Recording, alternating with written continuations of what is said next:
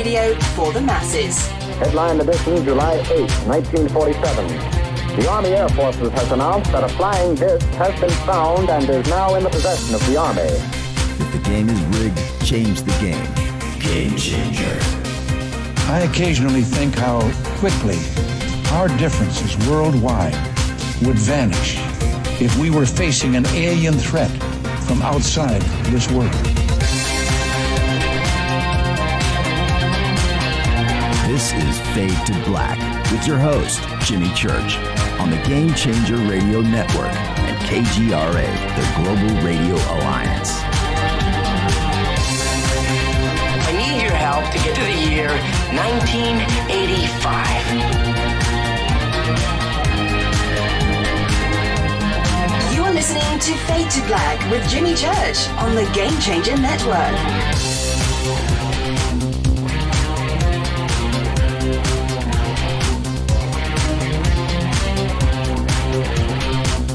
Good evening.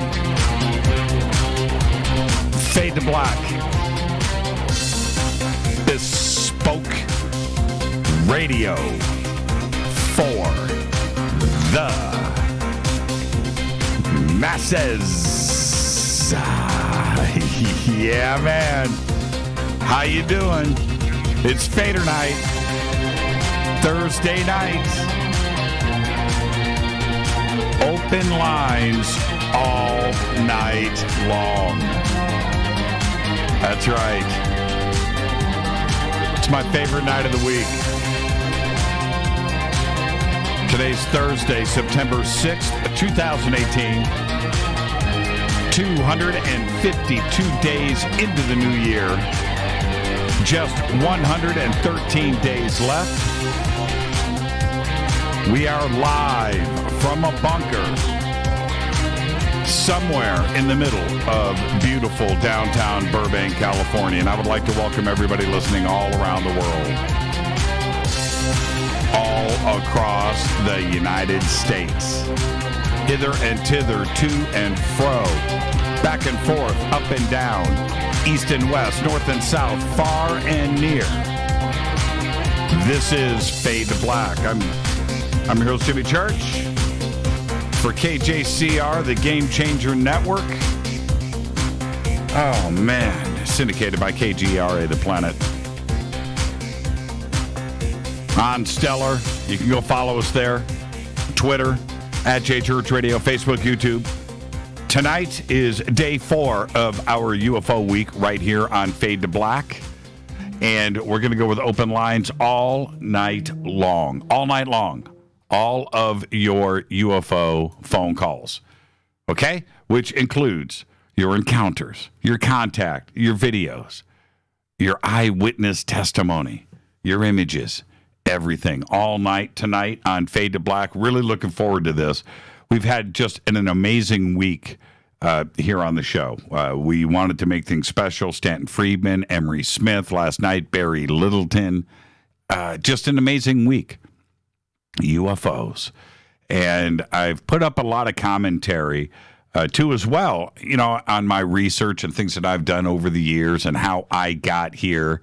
And it looked like I was like a posting fool today over at On Stellar. And I was, by the way, and you can go and read all of the articles that I posted over at On Stellar. You can go and check those out.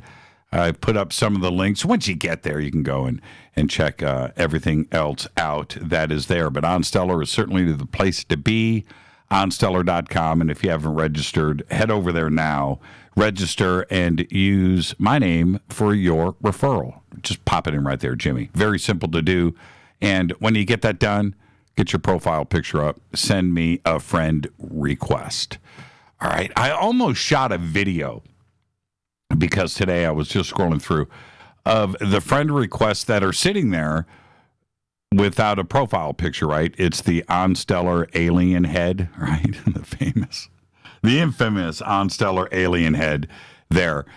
And I just scrolled down and I just looked at it. It's a lot. I don't know how many it is. It could be 500, it could be 1,000, but it's long. And I tried to slow it down. I thought, man, this would make a great video. I shoot a video of this and I post it and I go, now you wonder why you don't have me responding to your friend request. I told you, post.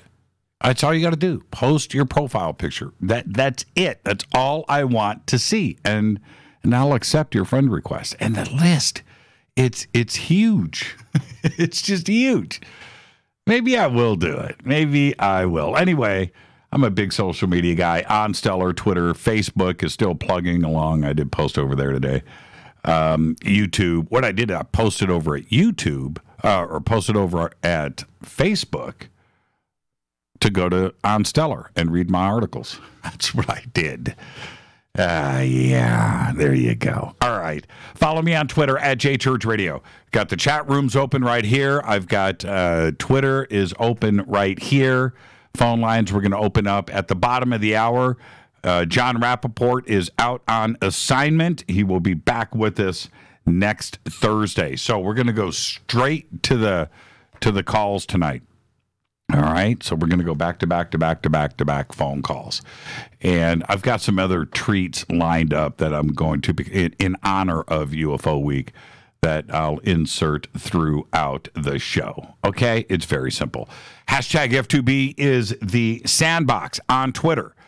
And if you want to go over and hang out and get engaged in those conversations and make some friends and hang out with all of your fellow Fadernauts, you can do that. Hashtag F2B. And, of course, we have the two chat rooms, one over at Spreaker and one over at KGRA, The Planet. All right, let's get straight to this. It's going to be a busy night tonight here. Email is jimmy@jimmychurchradio.com. You can go ahead and send me an email throughout the show, and I'll get to those too as well. Breaking news, sad to announce that Burt Reynolds left this earth today. He was 82 years old. And I'm watching Twitter now. All of you are with me on this. Very sad news to bring forward. But I just, I went through my memory today, started to think. And of course, Deliverance, right? Right there at the tippy top. One of the great movies of all time, Deliverance, right? But, and of course, Smokey and the Bandit. And I get that. And The Longest Yard, yes. But then I went a little deeper because my childhood in the 70s involved, and a little bit of the 80s, but involved, Burt in a string of movies that I watched at the theater. I went with my parents, and I always went and watched all the new Burt Reynolds movies. And there's a few that stuck out for me that I hold up there. They're great movies. And one of them, W.W., and the Dixie Dance Kings. And if you haven't seen that movie, you've got to go check it out. It's really cool. How about Cannonball Run, right? And then there's Stroker Ace. How about Sharky's Machine? Right? I could go on and on. Too many to list here. But I missed the guy already. But there is my favorite that you've never heard of. Are you ready? I can guarantee this too. Meet Wally Sparks. Rodney Dangerfield. Meet Wally Sparks. And somehow my next door neighbor for many, many, many years, probably 10 years, was an actor named Eamon Roche. And I played a lot of golf with Eamon. He was literally my next door neighbor. His dad was an actor and very famous actor, but Eamon was a really cool dude. And one day I'm passing in the hallways. I'm like, hey man, what's up? What's going on? What are you doing? Oh man, I've been on the set all day. I've been shooting this movie with Rodney Dangerfield and Burt Reynolds. I was like, what?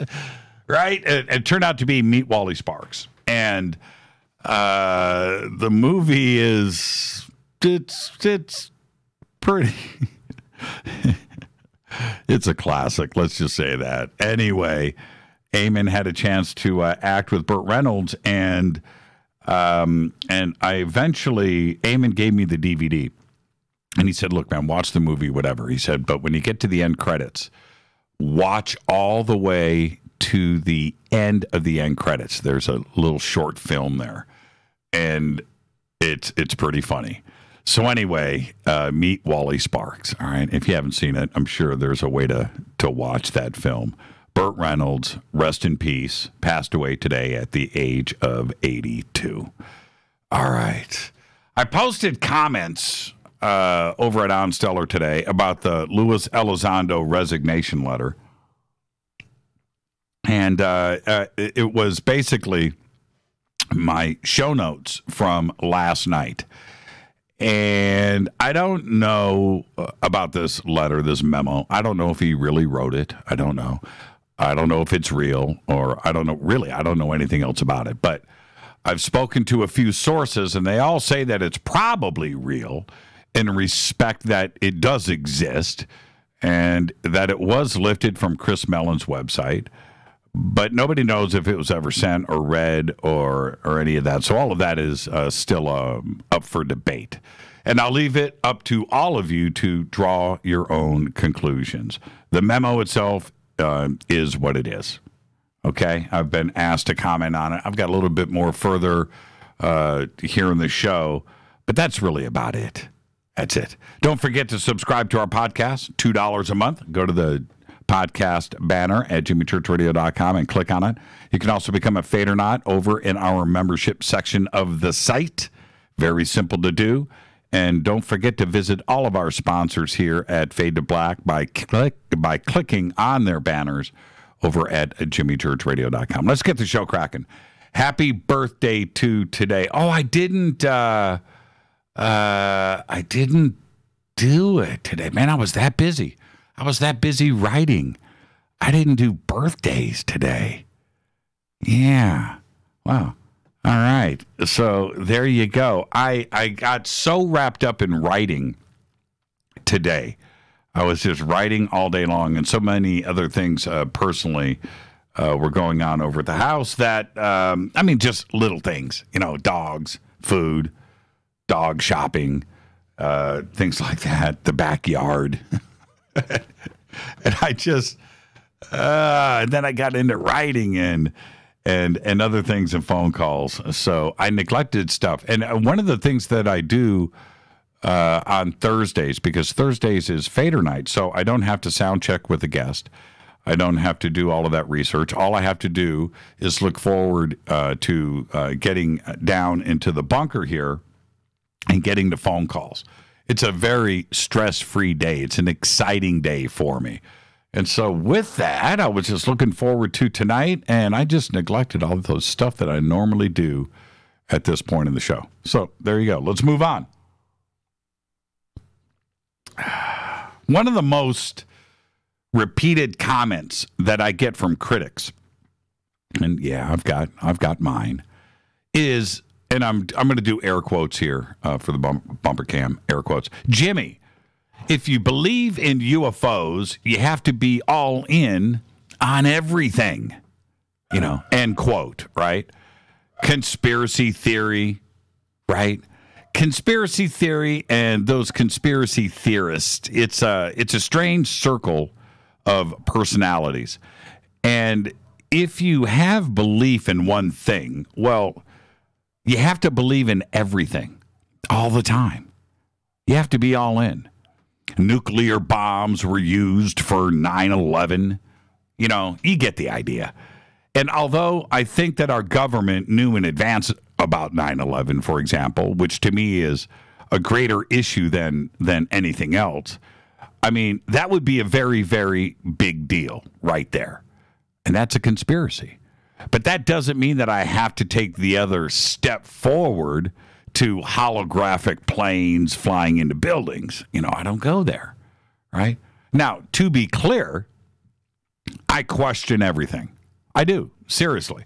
If my gardener doesn't show up at the house, my garbage is picked up a day late, whatever, I go right there.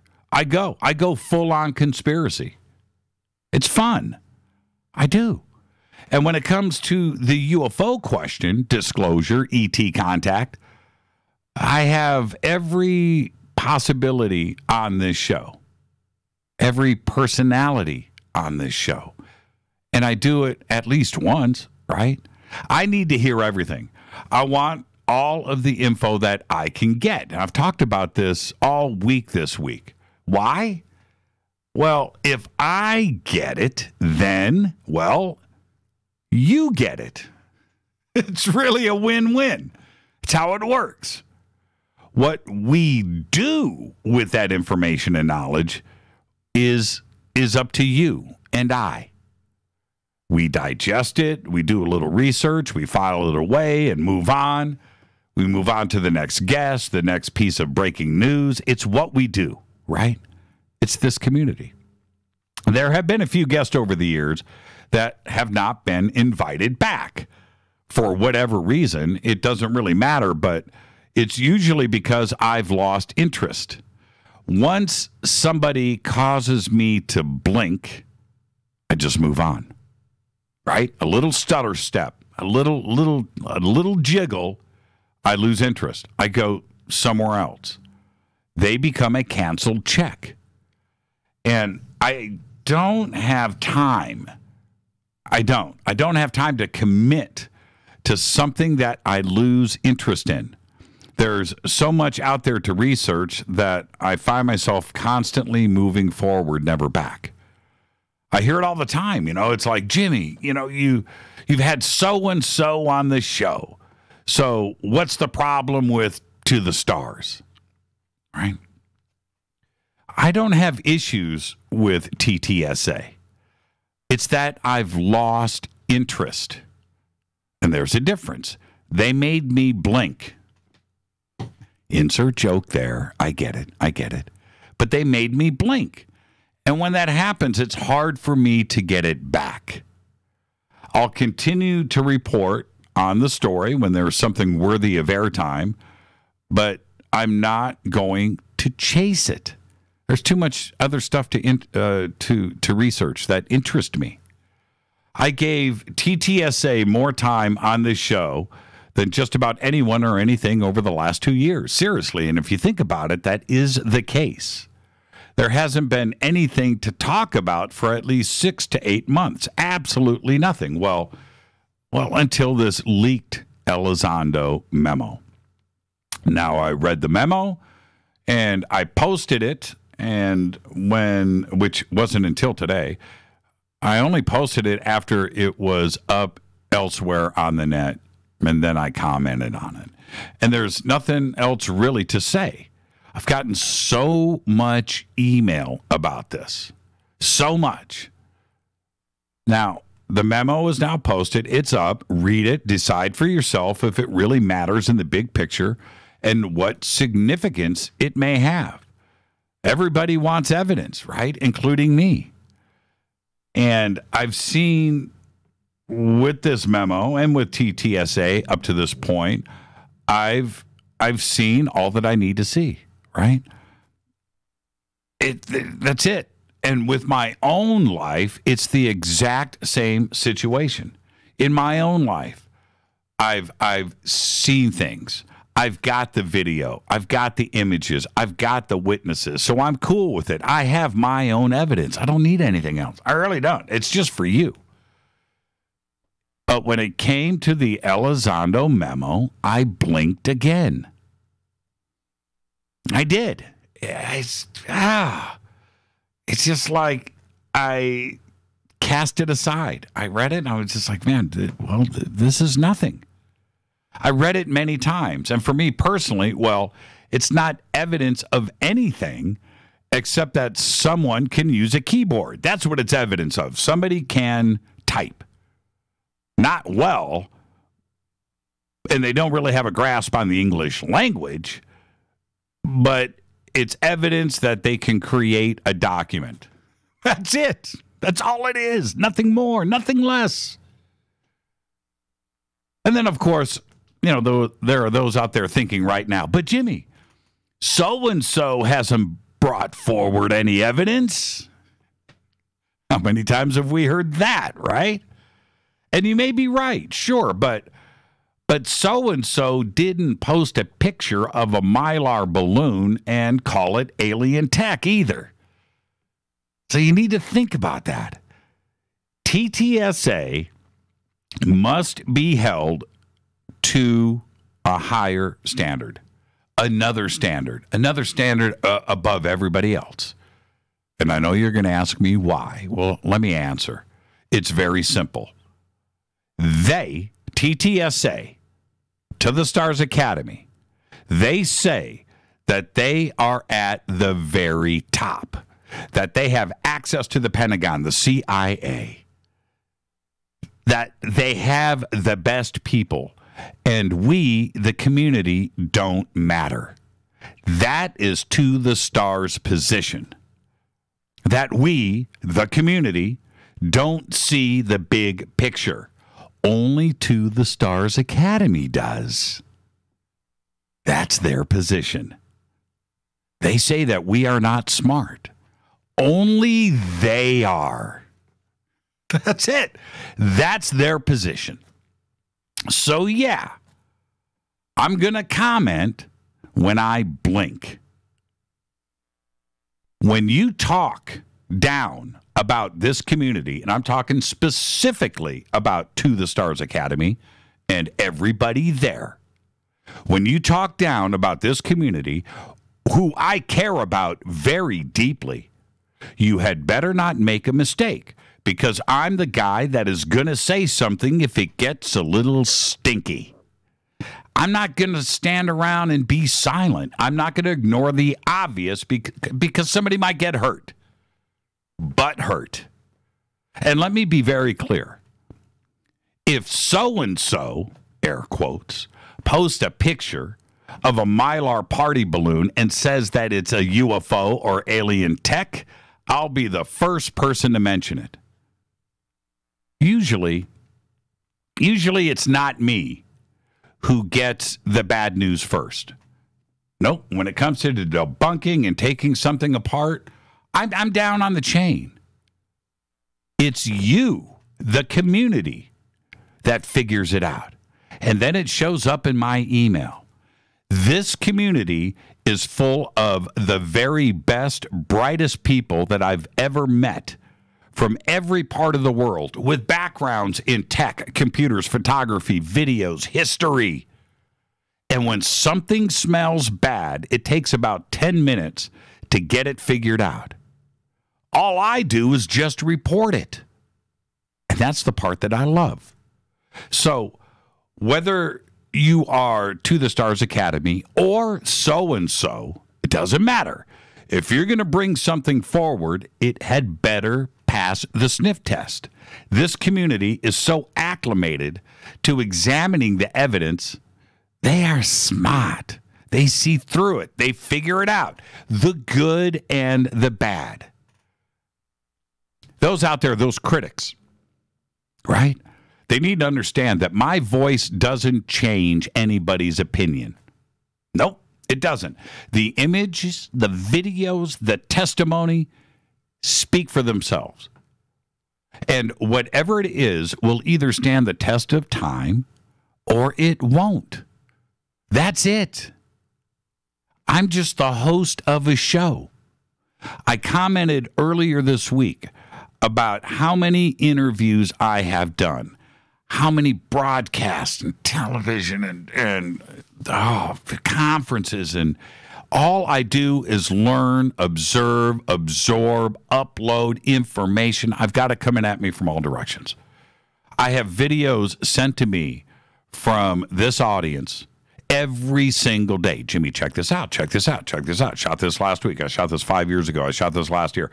This was sent to me from a friend. Check it out. Check it out. Check out these images. And I look at them.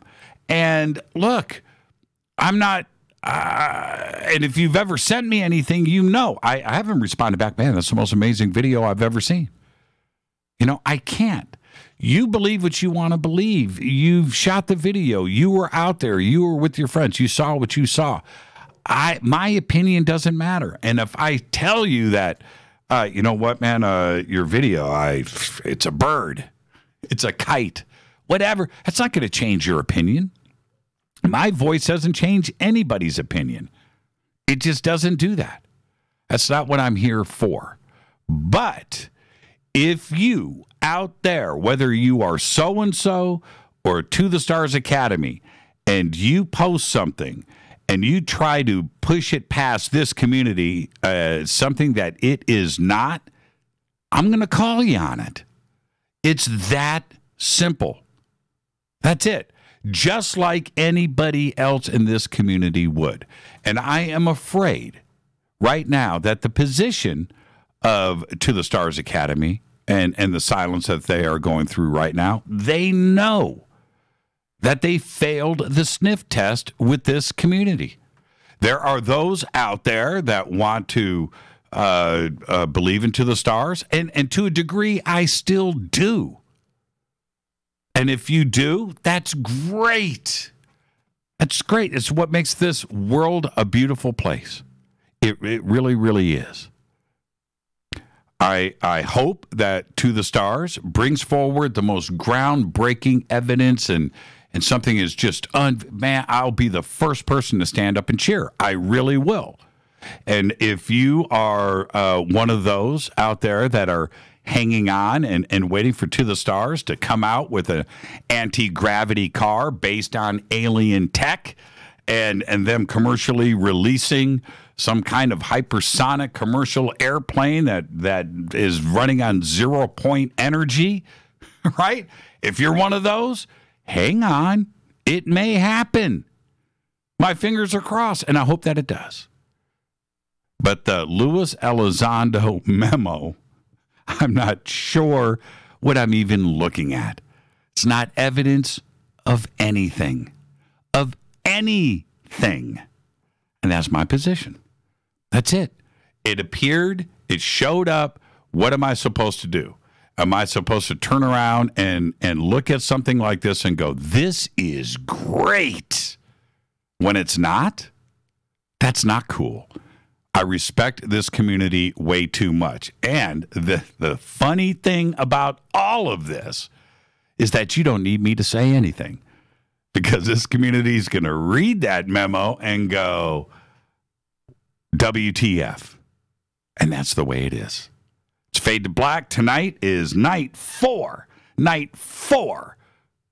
our UFO week right here. Open lines all night long. Your UFO calls, your sightings, your contact, close encounters, all of that is next right here on Fade to Black. I'm going to come back and open up the phone lines, and let's get this party started.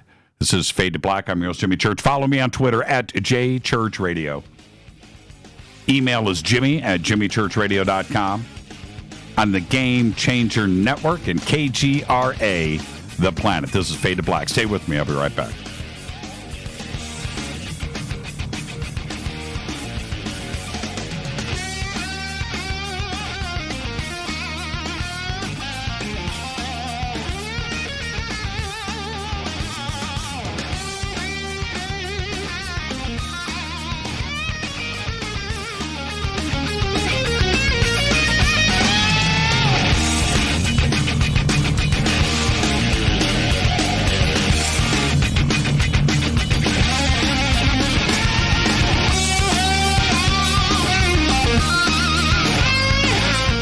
This is Nicole Church, daughter of you-know-who, and you're listening to Fade to Black on JimmyChurchRadio.com and the Game Changer Network. You're listening to Jimmy Church, Fade to Black. Fade to Black will now pause for alien identification.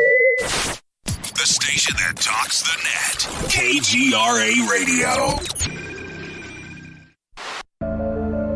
When you take the beans from Central America with dashes of Indonesian and African mixed in and then roast it to the dark side of Fade to Black, you create the ultimate brew of fringe.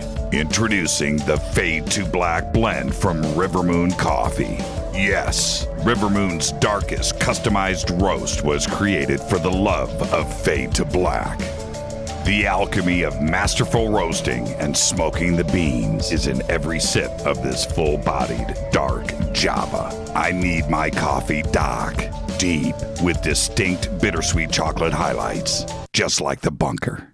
Leaning further into the darkness of the roast is Fade to Black blend from Rivermoon Coffee.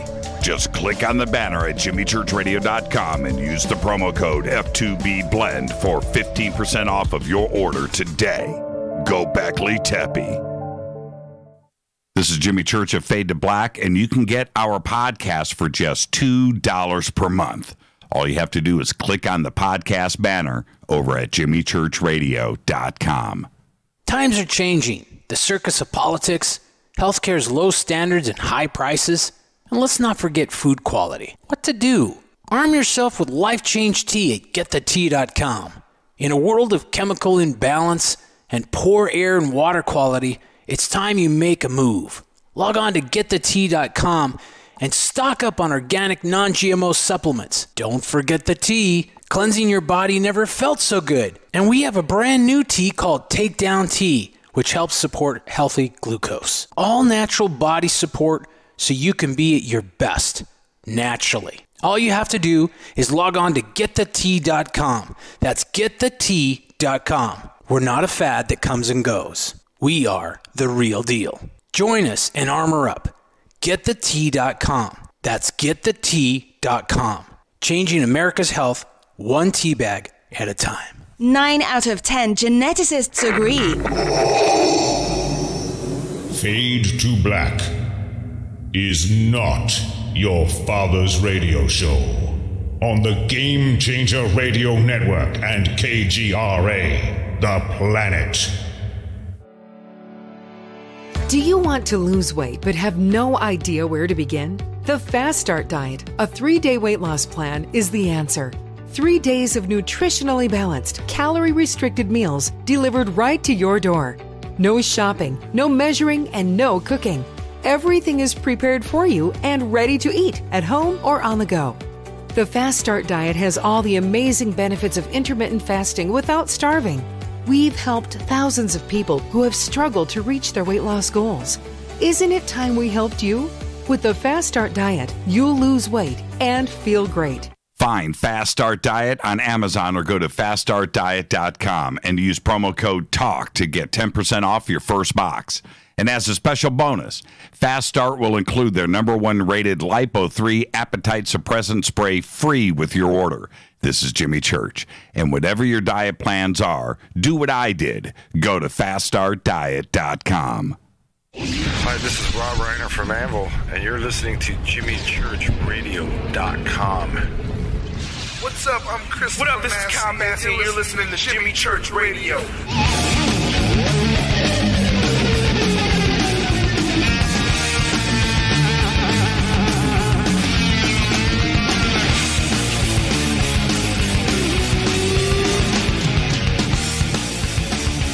Welcome back, Fade to Black.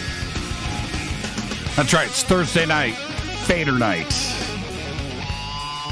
Open lines all night long, 323-825-5045, 323-275-9695, or 818-921-6929. Tonight is day 4 of our UFO week here on Fade to Black. It's just been an amazing, amazing week here on the show. So tonight, it's all of your UFO experiences, contact, videos, sightings, witnesses, contact, everything, your close encounters all night long. The lines are open. Let's go to area code 585. You're up first on Fade to Black. Who's calling? Hey, Jimmy. It's Trina from Rochester, New York. Hi, Trina from Rochester, New York. How are you? Good. How are you? It's Thursday night, Trina. It's Fader night. It's UFO week. I know. All right. So what have you got for us tonight? Okay. Tonight, I have a little bit of a tale to tell.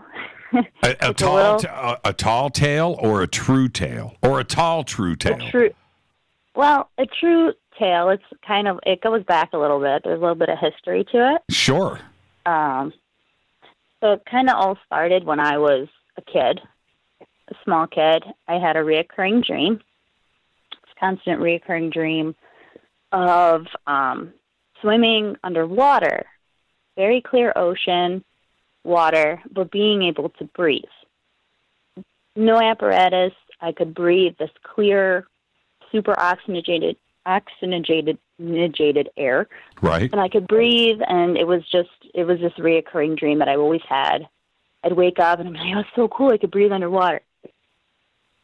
And a few of the nights I would wake up, and I would have some sort of a, like, creepy feeling of somebody, like, petting my hand with long nails. And you know when you're a kid, you're afraid. You don't want to open your eyes. So you just pretend like you're sleeping and it'll stop and it'll go away. And then eventually fall back asleep. Well, it happened a few times. And as I was, more than a few, was a lot. And as I became an adult, I went to a psychic fair, I think in my 20s. And this one psychic kind of told me in a past, like gave me a little mini past life regression and said, yeah, you were an Atlantean, and, you know, asked me if I ever had any abduction experiences or alien. And I said, no, not really, and never really kind of put the two together. As of recently, I've been having a new reoccurring dream of alien contact, beautiful UFO ship in my backyard, going to it, kind of just being there and excited and happy and like, yes, this is happening. And this dream's been going on for a while now, for the past year. And the other night I had it, Tuesday night. Tuesday night had this dream. It was like an early morning dream, you know, those dreams that you remember super clear when you wake up. Right. Well, it was going on, and my daughter then wakes up, 6 a.m., wakes me up in the middle of this dream, comes into my bed and said, Mom, the coolest thing just happened. And I'm kind of like out of it because I just woke up and said, what, honey? She's like, we just moved her bed. We moved her bed under a window so she could see out into the night sky. Well, it was still kind of like still dark out, 6 a.m. And she said, I saw this big ball of white light just floating across the sky. It was so cool. It was the coolest thing. And I said, wait, what? She's like, yeah, I just saw it. I was laying in bed, and I was looking out the window because it was the first day of school on Wednesday, so it was this past Tuesday night. And I said, you saw, okay, explain to me one more time. And she said it was the coolest thing. I said, you were wide awake. Yeah, I'm wide awake. It's the first day of school. I was really excited, so I woke up early, and I'm looking out my window, and this big ball of white light, like bigger than a star, just floating. She's 10. Right. She's, you know. And she said, and it just floated away, and I tried to follow it, and I followed it as far as it went past. We live way out in the country, so we don't have a lot of neighbors, and it went across. We have cornfields on all sides of us. And she said it was the coolest thing, and it was literally right. I was having this reoccurring dream again, and I just like it's happened. And I'm just thinking to myself, maybe this is a generational thing. Maybe it's just manifesting itself into physicality now. But it's just super, like, astounding to me. I don't know. But like, I've explained it to people at work, and they're kind of like, oh, she just saw a shooting star, or she just saw this, or a lot of people explaining it away. But all the correlations that have kind of happened throughout my life, and the reoccurring dreams, and then this. I know, right? And Trina, this is what is so fantastic about this. This is very recent, so it could happen literally again. This Tuesday. Right. 2 days ago. And so, you know, I want to hear from you again. What if it happens again? Right? I need you to call me right away and say, okay, now this is going on. This just happened. But what I thought so I do want to hear back. This is too current, right? We've got to ride this. We have to ride this out. But I thought you were going to tell me I woke up covered in seaweed or something, right? that I was a mermaid. But that could happen too. You never know, right? Yeah. Wow. Well, listening to the shows all week, and with the Emery Smith interview, and the how he kind of brought up the underwater the facilities and the people or the specimens that he's examined that, were of this earth, maybe that, were in the sea or people that could live in the sea. I'm like, God, this is like really tripping me out. There's no question that we know very little, right? We know very little. We barely know stuff over 100 years ago, right? And so I'm not in any way being cavalier or joking around about this, but we have amnesia, and unless we can read about it on the net or pick up a book or see some kind of documentation or a photograph of it, the more time that goes by, the less that we know. And certainly there's nobody alive, right, to recount these things. And you want to jump back a couple of 100 years, 500 years, 1,000 years, we know less and less and less and less. Well, take that to the extreme. The stuff that is potentially underneath our oceans. I was talking about this earlier this week. You might have caught it. When I had said that if 5 million years from now, would they, if we ended, whatever, an asteroid hits the Earth and all life ends, and then it restarts again, like it's done so many times in the past, right? And the continents have shifted, the oceans have moved. At New York or Miami or Los Angeles, the United States is now completely, underwater. 5 million years from now, are they going to even know that we were here? Probably not. Right? Probably not. And so what is it that's underneath these oceans right now that you're dreaming about? This could be certainly a past life thing, something that's in your DNA and your soul and reincarnation and all of those things that could come into play. But we don't know what is underneath these oceans of ours. We don't. If we could drain the oceans, just imagine what we would find. We would be shocked. It would be just unreal. Yeah.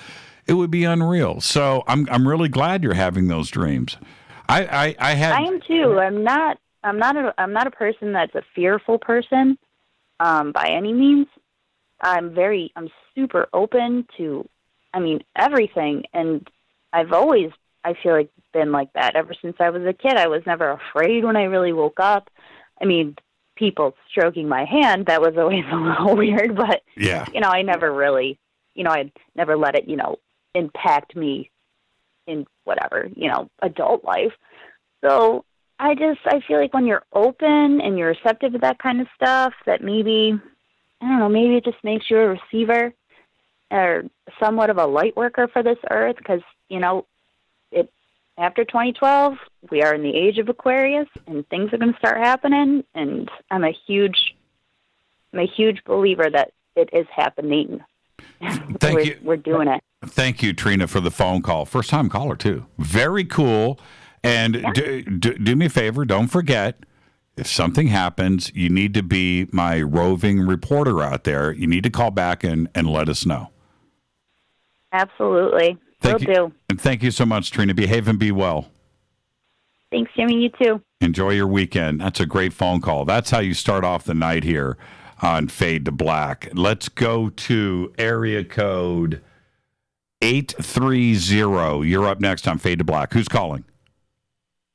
Hey, Jimmy. It's Austin from Texas. This is who from Texas? This is Austin. Hey, Austin. How are you? Ironically, I'm doing all right, man. Sorry, I'm just turning the TV down. I'm watching you here on YouTube. Oh, you're watching me on YouTube. Oh, that's fun. Yeah. Okay. Yeah. How do I look? You look all right. You look like my dad. I look like you. What's on your mind tonight, Austin? Welcome to the show. Thank you. Appreciate that. A few years back, I was at my uncle's ranch in Marion, Texas. Mm-hmm. And I'm not going to lie, I smoked a little bit of weed. I was outside smoking a joint, and the stars are really nice out there. Right. And I was leaning back in the bed of my truck and looking up, and I saw the star just keep getting brighter and brighter, not necessarily moving, but just getting very bright, and then it started turning blue, like a bright blue. All of a sudden, this dart just zigged across the sky one way about a good little distance, and then it stopped on a dime. Then it started going another way at like a right degree angle. Mm-hmm. And from that point on, I've been nonstop obsessed with this shit. Okay.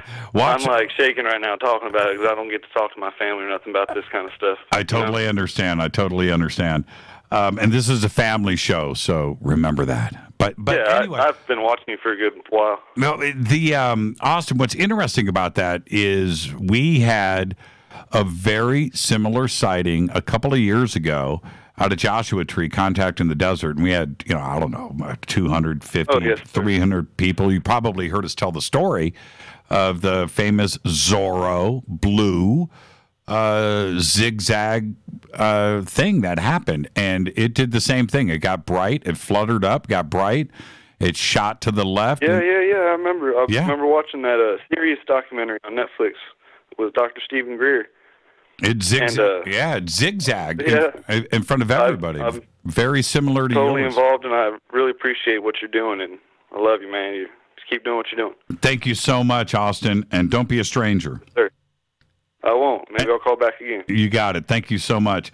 Texas, like New Mexico, Arizona, Southern California, when you're out there at night, when I speak of Southern California, Joshua Tree, but when you're out there and the stars are lighting up and you don't have any light pollution, you can see everything, and there's something about the deserts here in the South and the Southwest out there. Man, see everything all the time. Thank you for the phone call, Austin. Let's go to area code 203. You're up next on Fade to Black. Who's calling? Hey, Jimmy, it's Mike from Connecticut. How you doing, buddy? I'm doing good, Mike. How are you? All right, I'm doing good. I've been waiting to call in. I've been watching the shows all week on the UFOs. So, listen, I want to talk about To the Stars. Sure. I want to give you my take on them because I got kind of an interest in philosophy, but I want to see what you think. Okay. Okay. All right. I feel like we had the Roswell crash. We had everything that was going on with the crash retrievals and everything that happened in the 50s, 60s, 70s, all the way up into Papa Bush. Okay. And then after that, it seems like the guys that got involved with this was like Podesta and that crew. All right. And I feel like when Clinton got into office and these guys got involved, I feel like they went after the information. They wanted to know what was going on. And I feel like they couldn't get through the wall. And if you look at the amount of money that they received to start this program, it really wasn't that much when it comes to like government spending. I feel like, well, fine, if we're not going to get through, we're going to go do it ourselves. All right? Okay. So almost like they started their own program, found out what they could find out, never got through to any of the guys holding the real stuff, and they might have got confirmation, in their own way through, whatever research they were doing. And I feel like they're trying to maybe bring about disclosure, and I understand what you're saying about the way they're kind of treating the UFO community, and, it kind of bothers me too a little bit. But in a way, I like Louis. I feel like he's a credible guy, but I feel like they're looking at it like we're the people that could take it. If they come out with it tomorrow, the president comes on TV, we're all right with that. But we're such a small amount. We're such a small community. I feel like they're trying to, how do you take the average guy from the ground up?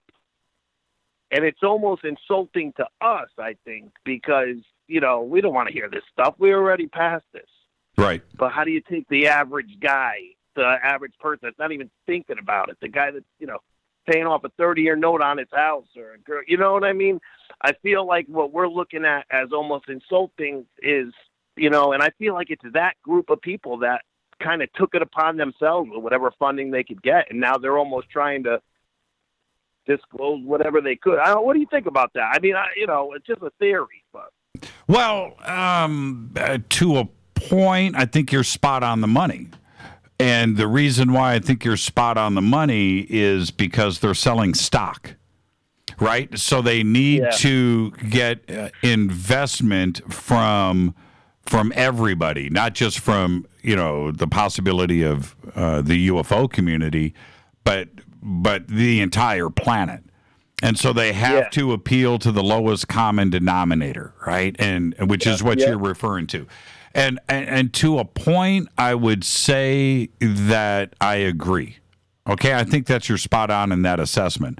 Where that goes a little bit haywire is that when you are trying to convince the lowest common denominator that you are developing anti-gravitic flying cars and 0-point energy aircraft. I'm not saying that that's what they are saying, but if you are going to do this and push it into the commercial sector, now you're trying to convince the average guy that this is real.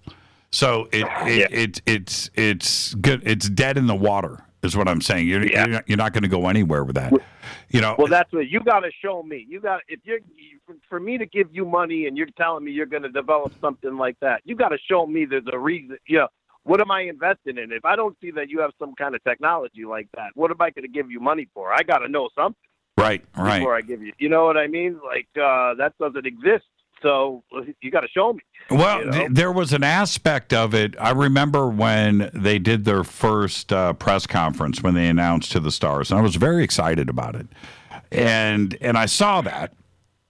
I had a vision. I thought to myself, this is going to go one of two ways. This is either going to have zero investment, whatever. Or this is going to blow up, and this is going to be a $1 billion company in a couple of months, right? It's going to, and it turned out it kind of went the other way, and it kind of bums me out. I still do have high hopes, man. I don't want to say that I'm completely negative. All that I am saying is that if you are going to sell stock in your company and you're going to have members of the CIA and the Pentagon and physicists and all of this great talent behind you, then yes, you are held to a higher standard. That's Absolutely. it. That's it. Absolutely. You're held to a higher standard. That's my take. Go ahead. No, go ahead. I got one more thing that was really cool that I wanted to bring to your thing.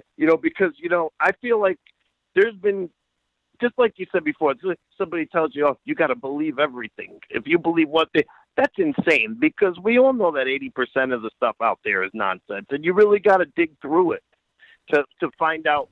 You got to use your common sense. Which guy's telling you a fib? Who's telling you? You got to dig through the stuff. And for me, I've had, my, eye-opening experiences. All right. And I mean, one super confirmation the other day, I was watching Edgar Mitchell. I swear I wish I could tell you who was interviewing him. But let me tell you something. Here's a guy. You don't just choose somebody to go to the moon if you're not top of the top of the top, okay? Sure. Now, here's a guy. He was in an interview the other day, and I swear, this was years ago that this interview happened, but I watched it for the first time the other day, and he said one thing. He said that he went to the Joint Chiefs and asked them about the Roswell crash, because he was from Roswell, and when he got back from the moon, everybody in his hometown was asking him, what about the Roswell? He said a couple of years later, he went to the Joint Chiefs, he asked them about the Roswell crash, and they told me it's absolutely true, it absolutely happened, but we're not talking about it. I mean, for a guy like that to make that statement, and the interview's out there, and it was clear as day. It's not mixing words. It's not taken out of context. This guy, I went over it 100 times because it blew my mind. Mm-hmm. So, we, like in the UFO community, we know already, so it's the average Joe, I think, that they're trying. But, let's see what happens. For me, they got to produce something for me to put my money in, though. Yeah, I'm a little shocked that it has been fizzling. I would have thought if you are, looking for investment and you want to keep the science and technology division, pushing forward and getting this research done and presenting and everything else, that they would have continued to bring forward information and keep this out front, because that's how you keep the interest and the value in your company up. And it hasn't been that way, and I'm so bummed because I just had high hopes. My fingers are still crossed. They are. I want it to break wide open, but I will continue. Like I said, you have to hold something like that to a higher standard. Just like you look, Rolls-Royce, we hold Rolls-Royce to a higher standard, right? Mm-hmm. Okay, it's that simple. They're not allowed to produce junk, and it's well, why don't you hold the same standard to Kia? Kia's not Rolls-Royce. And so when we have different elements of this community that are doing what they're doing, that's fine.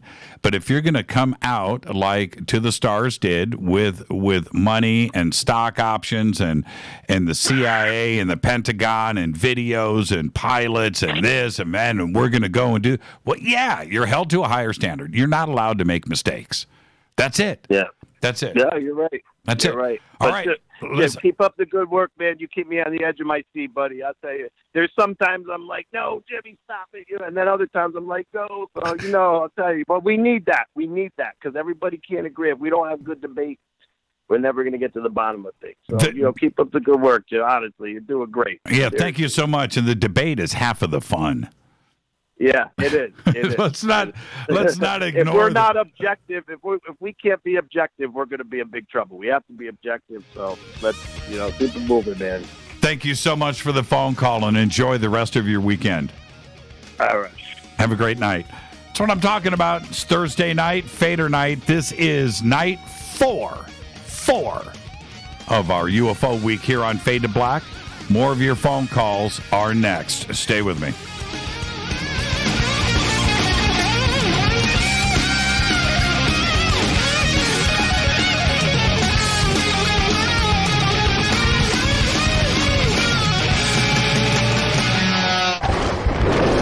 This is Fade to Black with Jimmy Church on the Game Changer Radio Network and KGRA, the Global Radio Alliance. This is KGRA Digital Broadcasting Station, Salt Lake City, Utah, Van Buren, Arkansas. Folks, this is very important information. What's to be said about CBD? AncientLifeOil.com. Our CBD is made from hemp and has 0.003 THC, which means this wonderful product won't get you high, no matter what amount you take. What does CBD do for the body? My hands are tied, but you can Google CBD benefits and be astounded. When you're finished reading, you'll want to log on to AncientLifeOil.com. That's AncientLifeOil.com and purchase. Life is good when you feel good. People are tired of pain. People are asking for non-GMO organic products to help them with you fill in the blank. Legal in 49 states, and again, our CBD is made from hemp. Ancient Life Oil is about helping people one by one by one. If you wonder how good the product is, the CEO takes it every day without miss. AncientLifeOil.com. That's AncientLifeOil.com. Have a great day. Hello, I'm Katie, and you're listening to my main man, Jimmy Church, on JimmyChurchRadio.com.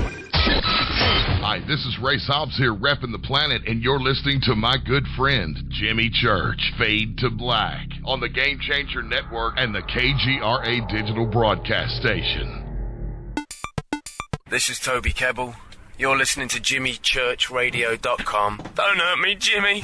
I'm only little. Hey, I'm Adrian Grenier. And this is Ari Gold. We're the Honey Brothers.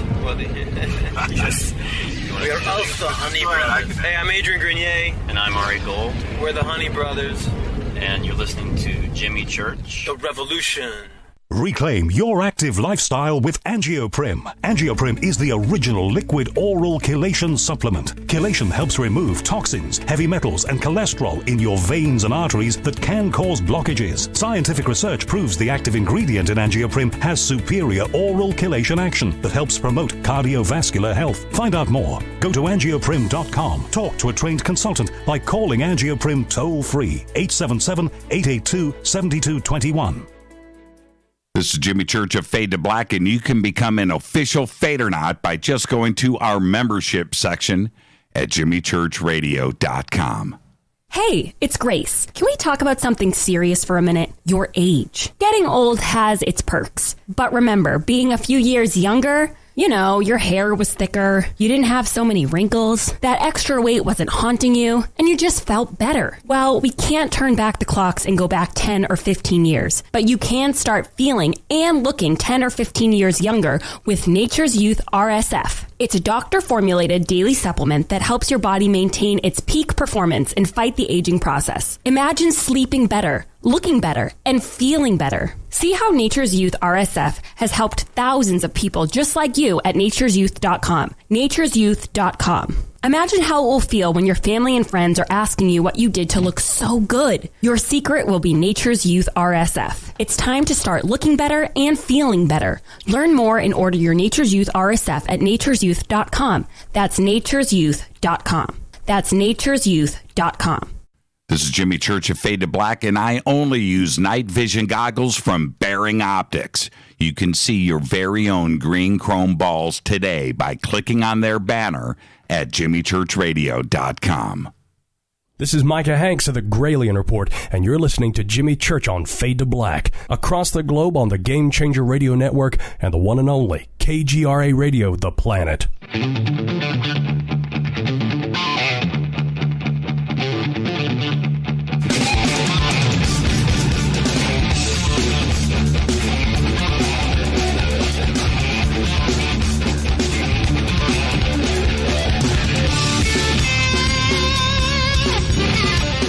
Welcome back, Fade to Black. Thursday night, Fader night. It is night 4 of our UFO week right here on Fade to Black. Great week. And nothing like wrapping it up on a Thursday night, Fader night. Your UFO phone calls all night long. 323-825-5045 or 323-275-9695 or 818-921-6929. And let's go to area code 920. You're up next on Fade to Black. Who's calling? Hey, it's Ashton from Sheboygan. Ashton from Sheboygan, Wisconsin? Yeah. Yeah, I called here twice, I think 2 summers ago. Yeah, 2 summers ago. Yeah, I remember that. How are you, man? How are you? Everything good? Yeah, everything's good. Freshman year now. So. Freshman year. And are you in school right now? You got school tomorrow? Yeah, I got school tomorrow. And so what does that do to your Fade to Black listening now that school has started? Do you listen? I just kind of throw in my headphones and fall asleep. Do your parents know? Yeah. I like the hesitation. All right, it's cool if they don't, but there you go. You're going to do what you can. You know what I used to do when I grew up? Now, imagine this for a second, Ashton. Remote controls was rare. Okay, rare. So you had to get up and change the channel. I know you hear those jokes all the time, but I had a little black and white TV in my bedroom. And so I would watch it at night. And I could hear my parents get up and walk. So I would have to jump out of bed and turn off the TV and run and get back into bed before they opened up the door and caught me, right? So then I procured an extension cord. I ran the extension cord around my room, behind my dresser, over to my bed, and plugged it in the wall. And then I could unplug the TV from bed. And so my parents never caught me. So that's what I would do. And they knew I was up watching TV, but they could never catch me. So there you go. It's all right, Ashton. So what's on your mind tonight? Yeah. So, well, You know how the that one lady called about how she was having dreams of how she would be able to breathe underwater? Mm-hmm. Okay, so like maybe about 2 times a month, I will have pretty much the same exact dream. Like, I will fall asleep and like in the middle of the night, I'll just randomly. It feels like I just woke up and I'm underwater, and I feel like I'm gonna drown. But then I just like start breathing through my nose for some reason. It's so cool. And I will wake up on these nights. I will wake up at exactly around 2 to 2:30, and I will wake up and my door will just start creaking, and it just feels like someone's watching me. Have you caught anybody yet? No, it's scary because it happens like 2 times a month, and I'm just sitting there, and I wake up and I'm like, oh my Lord. Right. And then I just. Well, Ashton, are you saying that when you go to bed the door is closed? Yeah, pretty much. Most of the nights I close my door pretty much 90% of the time. It's not very often I leave my door open. Wow. You've got a smartphone, right? No, mine broke on me. Oh, man, you need to videotape that. That's what you need to do. You need to videotape that. Man, I miss Wisconsin, man. Sheboygan. When I hear people name cities that I grew up with like that, Sheboygan is a really cool town, and Wisconsin is a great state. So thank you so much. I'm going to let you go back to bed, listen to the show, get some sleep, okay? But wake up at 2:30 and let me know what happens. Okay, I'll do that. Thank you so much, Ashton. Have a great night, man. Enjoy the rest of the show. Yeah, you have a good night too. Yeah, thank you so much. That's a great phone call right there. 2:30 in the morning, waking up to stuff. The door opening. Man, I dig that. I dig that a lot. Let's go back to the phones. Area code, I think it's 7724. You're up next on Fade to Black. Who's calling? Are you there? 3, 2, 1. Diane? Oh, Diane, you're up next. Joanne. Oh, Joanne, I'm sorry about that. That's Joanne from Beaver County, Pennsylvania. From Beaver County. That's not a pun. That's the name of the town is Beaver. Oh, that's cool. Yeah, I cool. just wanted to tell you about a UFO I saw back in 1976, and I'm 62 years old right now. And I heard the girl's story before about what happens to her a couple times a month. Right. Mine's a little bit different. I get a black shadow. A black shadow in your room a couple of times a month? 4 o'clock in the morning. Wow. And it happens more than once a month. What's I was going to say what's it look like? Just a black shadow, and it's very scary, and I feel like I'm frozen. I cannot move. Wow. I pray. I pray to God, and I go back to sleep. Do you ever try to talk to him? No. Okay. All right. I'm very religious, and it says in the Bible, if you think it is an evil spirit, you don't speak to it. But it started happening after my ex-husband and I saw this UFO back in 1976. 1976. So you said you're 62. Let's do the math real quick. So that's... No, let's not. I'm 26, and we'll keep it at that. Okay. I was going to say, so you were in your 20s. Correct. What happened? 21. What happened? We were looking out the window, and my husband said, "What is that?" And we both saw 2 different things, but to me it looked like a bigger drone, like the drones they have now. Right. But it was shaped like a triangle, and it had 3 points of light, 1 in the front and 2 on the side, and it looked like it had a windshield, but it was too small for anybody to be in it. And there were people down on the sidewalk that were looking at it, and it hovered, and it went up and down for a little bit, and it just vanished. Straight up into the air, and it was gone. We didn't see how it went. It wasn't a cloudy night that it hid behind the clouds or anything. It was really, really weird. And what he saw looked more like a cigar-shaped thing than what I saw. Oh, I like that when that happens. I don't. No. What I mean by that is, my wife and I, or others, right, we have all seen the same thing. And later when we're talking about it, we've got a different description. Yeah, different description. And I don't know why that is. I like it, though. I do. I like it. And I can't explain it. It almost, when I hear witnesses say that, they feel like it was just for them. And then suddenly where you have 3, 4, 5 people, I'm one of them, and we all see something together, but yet it's a little bit different or it's a lot different. I can't explain why that happens, but it's happened to me. It has. It literally has. The only thing the same about what we saw is the 3 points of light, but the shape of the object was different for both of us. Wow.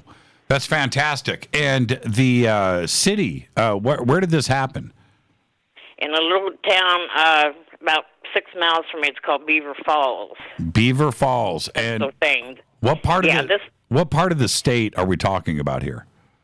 35 miles north of Pittsburgh Airport. Oh, you're almost... Right between Ohio, West Virginia, right in that little corner there. I can take a step in each direction and be there. So you're close to like Kittanning and Ford City?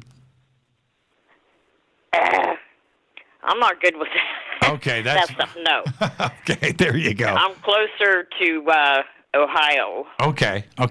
Like East Palestine and stuff like that. We're up in the north part of Pennsylvania. Wow, that's... I don't know if you know where Pittsburgh is. We're 41 miles north of Pittsburgh, downtown Pittsburgh. Yeah, it seems like it's in that area. Lots of coal mines and hills and forest and woods.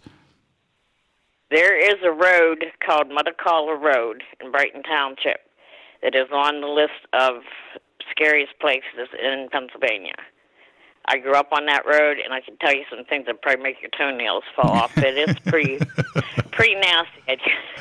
Thank you for that. You had an amazing sighting, and for a black triangle in the 70s, 1976, you were at the beginning of the wave of black triangles around the world. You had an amazing sighting. Yeah, we did, and we still remember it. And remember exactly how each of us saw it. Except your husband. As a matter of fact, he's the one that called me and gave me your number. Thank you for that. What's your name again? Joanne. Thank you, Joanne. Enjoy the rest of the show and have a great night. Thanks. You too. You guys have a good time. Yeah, thank you so much. Black Triangle. Bye-bye. Yeah, bye-bye. What's that? No, I thought you were going to say something else. No, I was saying something to the audience. Thank you so much. Thank you so much. Don't go to Pennsylvania. They're crazy there. Okay. Thank you so much. Black Triangle in 1976. Wow. That's cool right there. That's real cool. Okay, let me keep this thing moving forward. Let's go to area code 617. You're up next on Fade to Black. Welcome. Jimmy, Kelborn, how's it going? Kelborn, how are you, my man? I'm doing well. How's everything? How's the family? Before I say it's been too long, it's been too long. Right?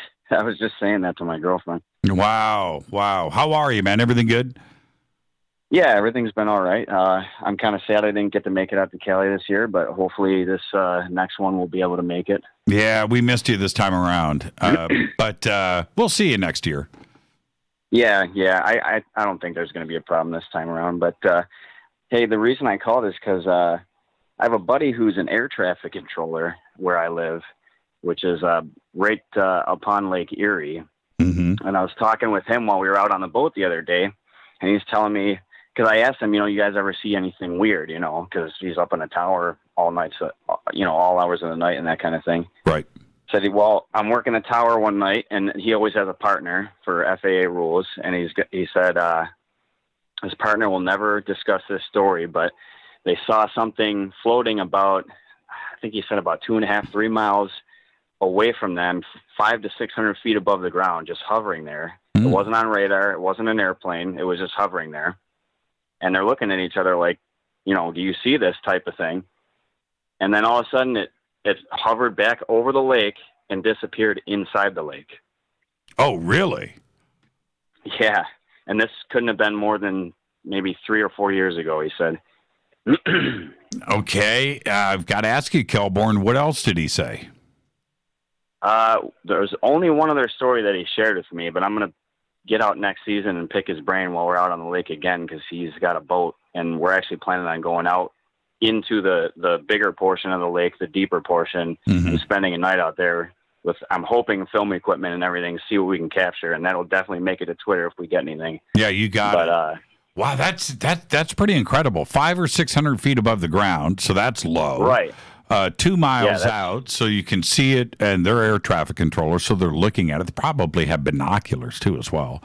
And so they're looking at it, and then it decides to move and then go into the lake. Wow. Yeah. Wow. Wow. Wow, that's a great sighting. You got to get, you know what? He doesn't have to use his name. He should call in. That's what you should do. I could totally get him to call in. I mean, if he's comfortable with it, I'd give him all the information. I'm sure he would love to. Man. He would be decked out in the Fade to Black gear. Right. Let him know. I will hook him up. I'll hook you up. You're already hooked up, but yeah. Right, I got all my swag. You got the swag. But that is fantastic. That is fantastic. So he doesn't have any reason to embellish, right? No, not at all. This is just a couple, I've known him for, 12, 13 years. Right. And we're just sitting on the boat fishing, having a conversation amongst friends. And he's, I asked him about it because I knew he's been working there a while.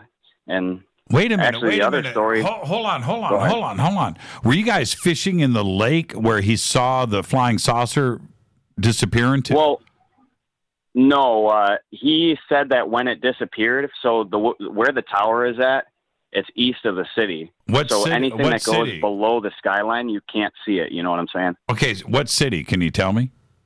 Buffalo, New York. Buffalo, New York. All right. Yeah. There you go. Oh, man. You got to get him to call in, Kelborn. Come on, man. I don't see anything wrong with it on his end, but again, if he's comfortable with it, right. I'll talk to him. I'm going to see him this weekend. So. All right. Do it. And just send him over to the website. Let him know it's all legit. It's all cool. It's all fun. And it can be on the down low, but. He's aware of the show. I mean, he has heard my other phone calls and listened to a couple episodes, so he's aware of the show at least. All right. How any new tattoos? I'm trying to get a back piece going, but it's just a matter of getting the scheduling right. My sister does tattoos, so it won't be an issue, but I'm trying to get like a Kundalini thing going around my spine on the back. I'm trying to get Rita to get a Fade to Black tattoo with my face. Ooh. Yeah. I'm not getting put it right on her forehead or something? I'm not getting too far with it, but that's the plan. Thank you so much, Kelborn. Be safe, my friend. Hey, have a good night. Thank you so much. That right there. Air traffic controller, right? And to get an air traffic controller to open up, you would have to be, and I agree with Kelborn. I mean, just put that in your mind's eye for a second. You got to be a friend. You got to trust each other. And there you go. All right, let's go to area code 209. You're up next on Fade to Black. Who's calling?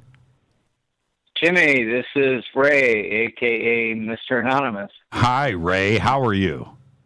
I'm terrific, Jimmy. How are you? It's Thursday night, UFO week, FADERNIGHT. I mean, it's perfect. Life is good.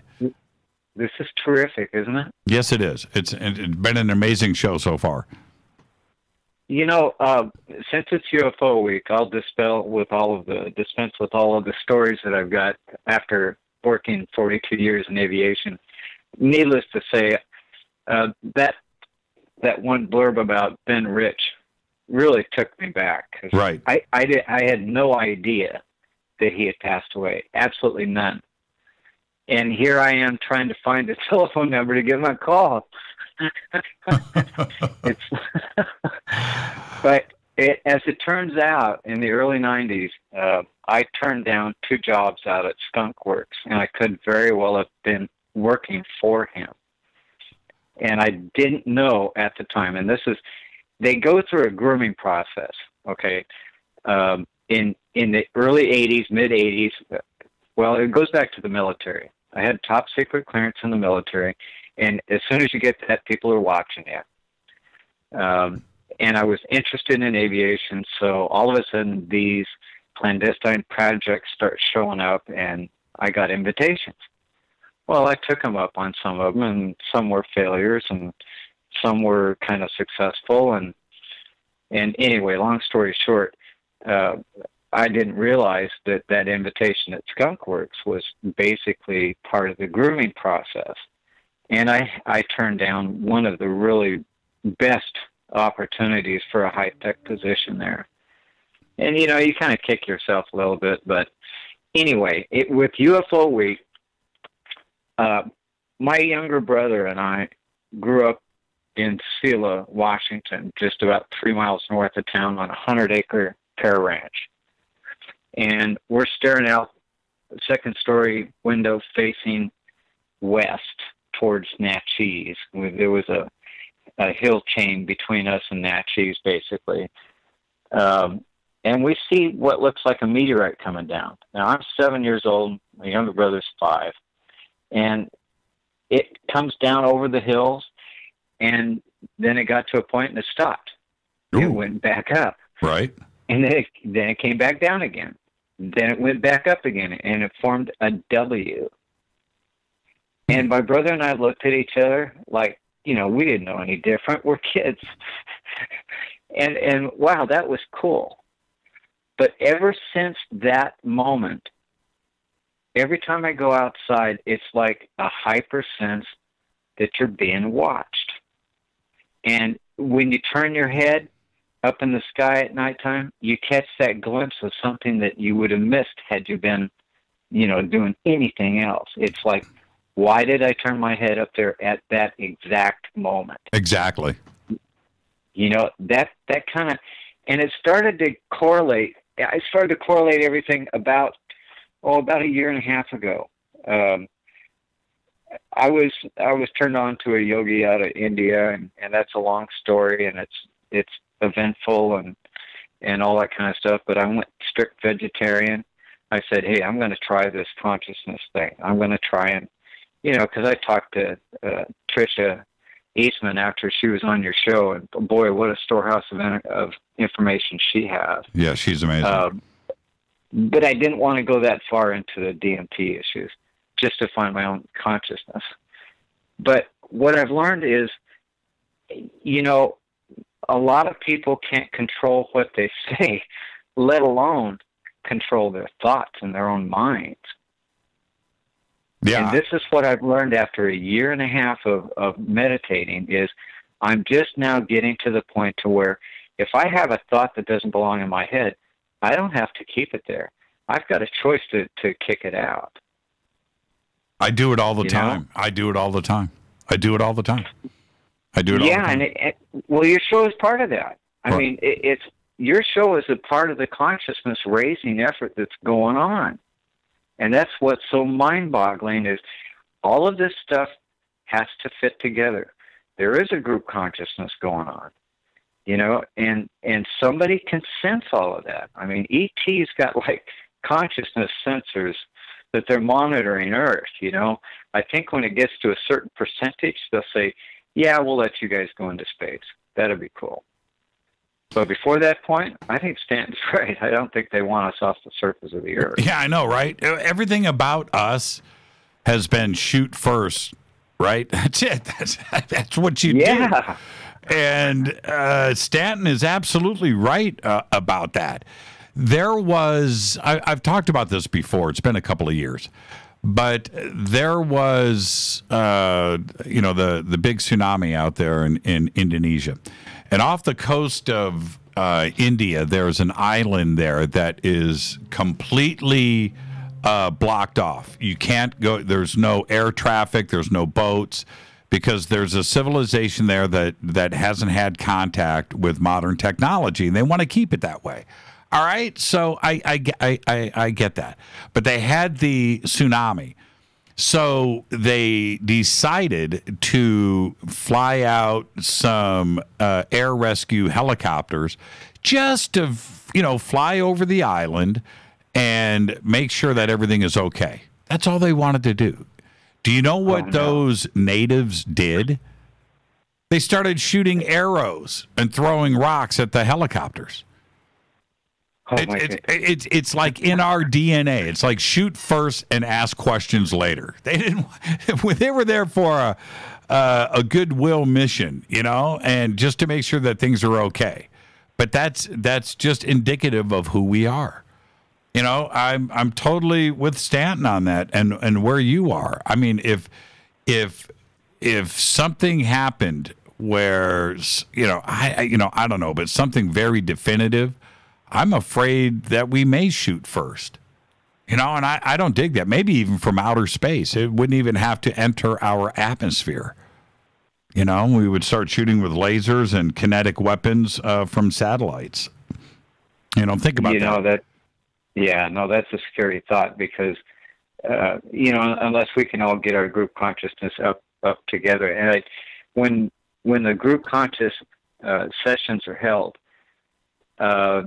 you notice changes, okay? Not just in yourself, but I mean, there are changes going on around you, and it's not just synchronicity. That energy is permeating the airspace, and people are picking up on it. That whether they're conscious of it or not, it's hitting them on a subconscious level. Right.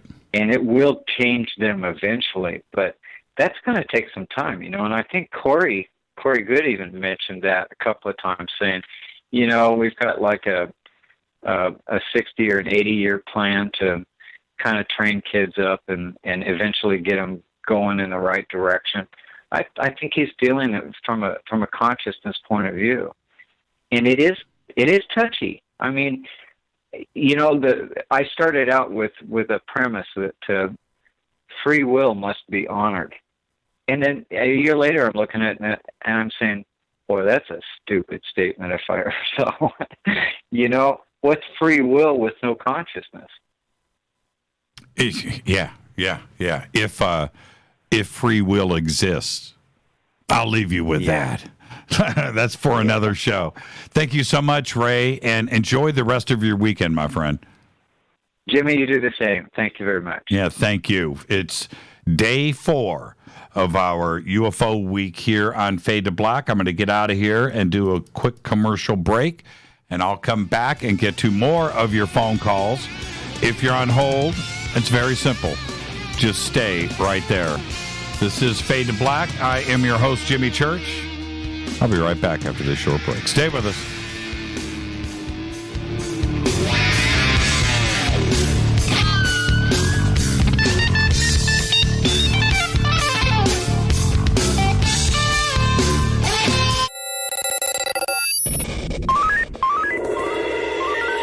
Way out here, we listen to Jimmy Church. You're listening to Fade to Black. Always on the edge of the hottest alternative talk. Jimmy Church with Fade to Black. KGRARadio.com. ¿Qué tal, mis amigos? Yo soy Mario Carson, el tiburón, y los invito para que escuchen a mi buen amigo Jimmy Church Radio. ¡Claro que sí!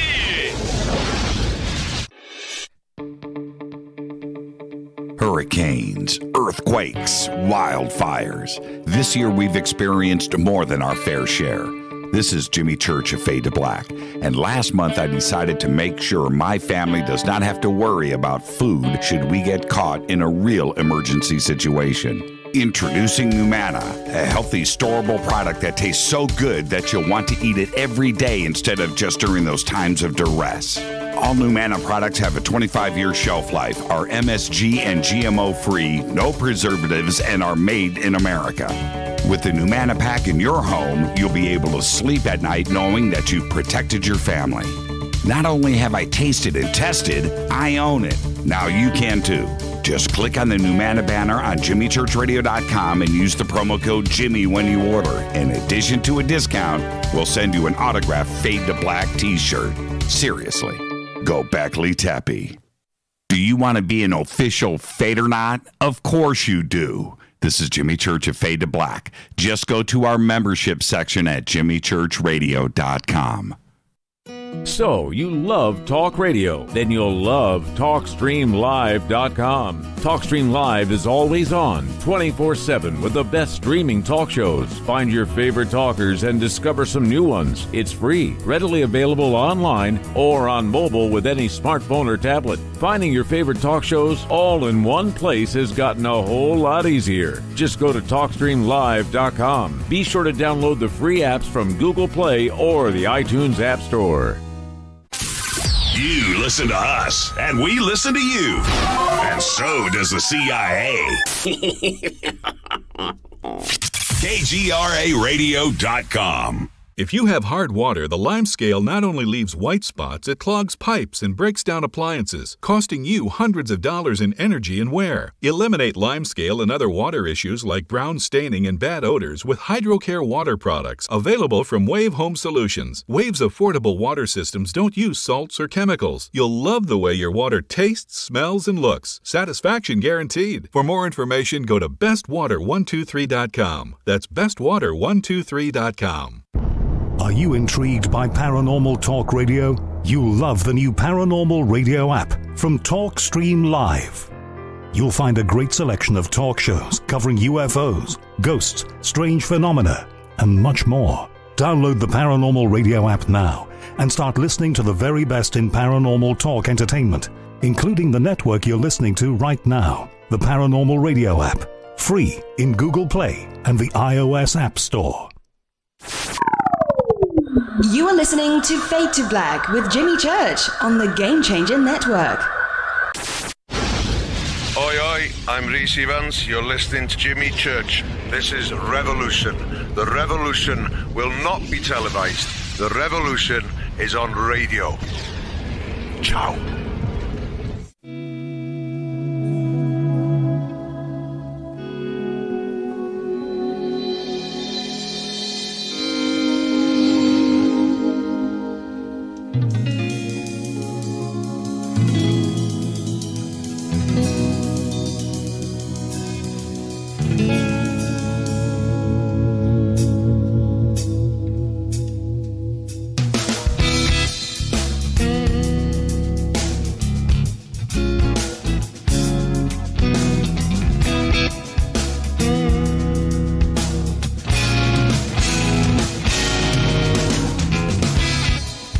Welcome back, Fade to Black.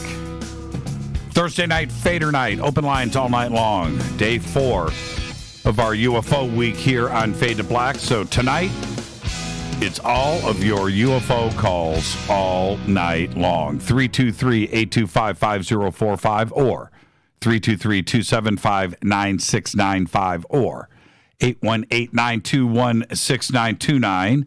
And up next, we're going to go to area code 917. You're up next on Fade to Black. Who's calling? Hey, Jimmy. It's Sarah Ann Dordell from La Costa. Oh, hey. How are you? I'm good. I'm actually calling from Wisconsin tonight. So next time I call, it's going to be Sarah Ann from Wisconsin. Oh, there you go. So I got 2 Wisconsin calls tonight. How cool is that? I know. It's looking good tonight. So what, are you moving from La Costa to Wisconsin? Yep, I did the trip. I'm here to help out my parents for a few months, and yeah. All right. So far so good. Just drinking beer, eating cheese, and trying to stay out of trouble. I know you are, and everything in Wisconsin has gravy. So that's the best. I mean, that's the best part of living there. It's so true. Nothing like it. So what's on your mind tonight, Sarah? I wanted to share a contact story, but first I just wanted to say to Joanne from Pennsylvania, it's so funny because my mom doesn't realize it, but she's clairvoyant, and I have a lot of experience with shadow people. And she was like, Sarah, was something in your room last night? I'm like, Mom, there's always something in my room at night. And she was like, well, there was this guy. He was all black, and he had a top hat. So it's just so weird that she was talking about it. But I want to tell Joanne, the shadow people, just wiggle your toes. Just wiggle your toes. Joanne, there you go. Just wiggle your toes. It takes you out of the paralysis. Yep. I haven't had a real I would need to stop and think about that. A real shadow being sighting. I mean, like in my room, like thing like that, some entity. I haven't had that. I've never seen it outside of dream time. But I think they're kind of always around, and some people see them and some people don't. I don't see them anymore. I don't encounter them in dreams anymore. I don't want to. But for anybody that is, it's not fun. Wiggle the toes. Somebody just posted, this is Kevin just posted, I'm popping this up on Twitter for everybody. You got to go check it out. Me sneezing on the bunker cam. During the commercial break, I sneezed, and somehow he caught it. It's only 1 sec. I mean, how long is a sneeze? How long is this? Right? How long is a sneeze? And he's got it. It's that guy's on it.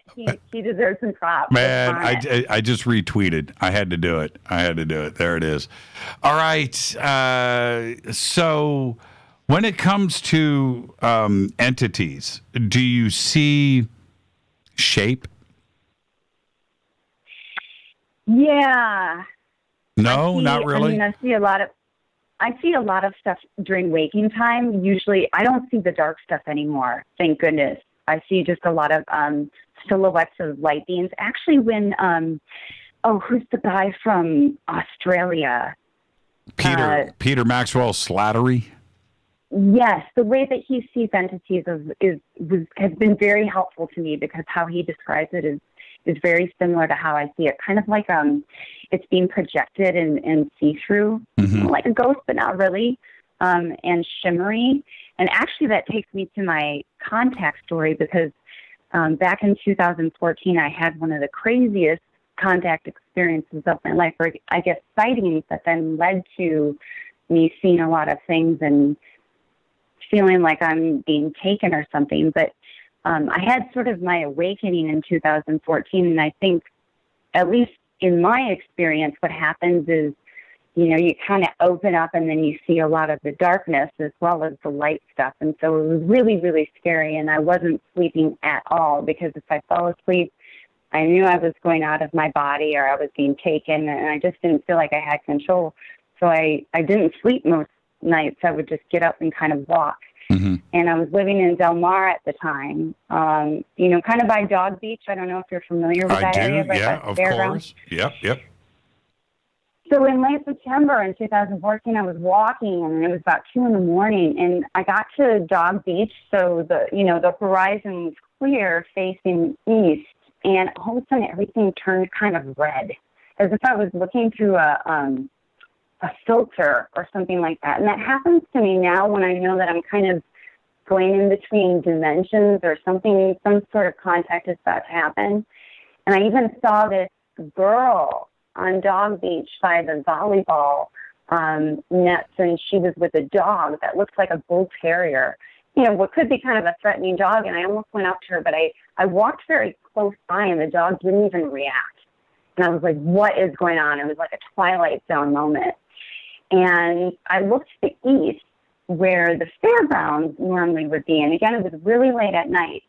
And I saw this reddish orange orb in the sky.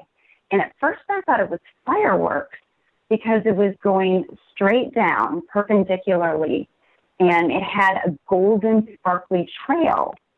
And then I was like, well, wait a second, it's September, it's 2 a.m. This is because it was big. I mean, it would have been like a big fireworks show. And then it started, as soon as I engaged with it, it started to go horizontal, back and forth, like in a serpentine motion. And it was going up. So clearly it was not a fireworks display. And I was like, that is a UFO craft. And wait, it's also a dragon. Or it was communicating that it was some sort of dragon. Just like, like on Chinese New Year. That's exactly what I'm picturing. Yeah, exactly. Yep. Yeah, so I think, I share this story because there's a message in it for everybody, and I think it's relevant to now for some reason. But that was my dragon UFO. And I knew that it was not of this world, and it was definitely not any sort of fireworks display, because when I've seen craft before, all of a sudden they'll just phase out, you know, as if they're disappearing, and there's no clouds in the sky. They're just gone. And that's exactly what this did. The whole body, you know, the whole show, the head of the dragon, which would have been, I guess, the main craft, it all disappeared at once, and it was making a huge path. It just phased out and it was gone.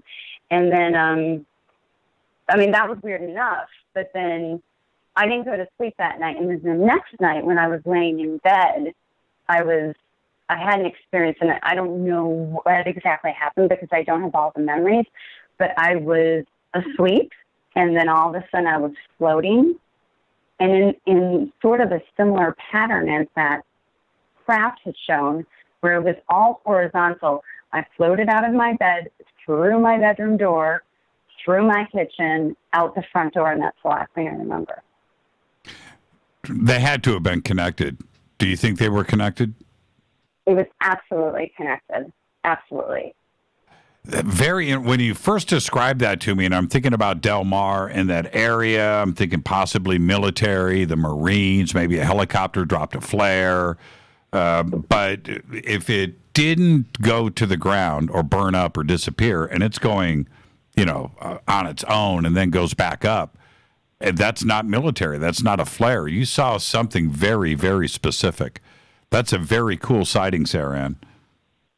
Yeah, it was it was the craziest that I ever have, and it keeps coming up in my memory. And that's why I wanted to share it tonight, because there's something relevant. I don't know if that has to do with like this planet behind Neptune. There's just something happening where there's all this dragon energy, and I don't know what's up, but I just wanted to share it. I can't wait. And somebody else is going to call in and go, same thing happened to me. Watch. I hope so. Thank you so much, Sarah Ann, and enjoy yourself out there in Wisconsin.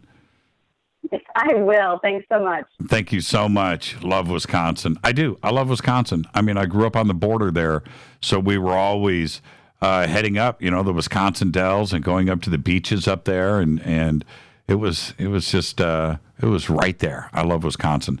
Let's go to area code 803. You're up next on Fade to Black. Who's calling? Hey, Jimmy. Hey. This is an honor. I've been actually hiding in the shadows. This is Reverend Moonchild. Hey, Rev. How are you, man? Wow. Well, I've been better. I've been worse. You know how that is. And do you qualify as a first-time caller? You do. Yes, I believe so. That's the first time I've ever spoken to you. Wow. Well, it's good to finally connect the voice to not only a FADERNIGHT, but somebody that has been active, for years on Twitter with this show. But welcome. How are you, man? It's UFO week. Yes, it is, and that's actually why I'm calling in. Most of you have already read my mother's story on Stellar. Figured it was time I actually put a voice to the story. Sure, let's have it. Well, like I said in the story, since I was 12 years old, I've known that my birth was not very unique. It was unique. It was kind of different because my mother was told that she would never have another child after her first one by several doctors. She went through many doctors who told her the same thing, that her scar tissue was too bad, that there would be no way, and she did have a miscarriage before me. Mm-hmm. I was a surprise. Found out at a dentist.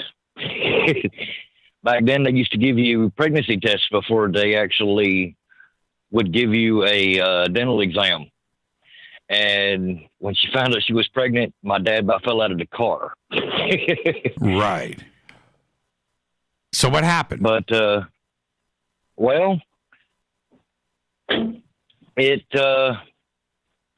it's kind of a long story. I'm going to try to put it as short as I possibly can because I know you got more callers trying to get in, and I definitely don't want to take up too much of your time. But she was told that she would never have another child, and in the process, she started being abducted. She was terrified of the subject. My dad was really into it. She was terrified. But she started having experiences at night after he went to work. He was working at the Biltmore Dairy. At the time, it was still a dairy farm in Asheville, North Carolina. Mm-hmm. And she would come home. He would come home, and she would be hysterical. So she started doing a journal for her dreams. And it seems that somehow in that process, they decided that they wanted to give her a gift, according to her journal. God rest her soul, she left us about a year and a month ago. So unfortunately, I have found answers after she left, because I have my own theory on who it was. In 1975, there was a flap over Paris Mountain and in the Appalachian Mountains. I'm sure anybody can look that up. The story's out there. But she was being visited by a group of what she called Greys. I'm not so sure anymore. I think I have my own theory on who they were because of how I turned out.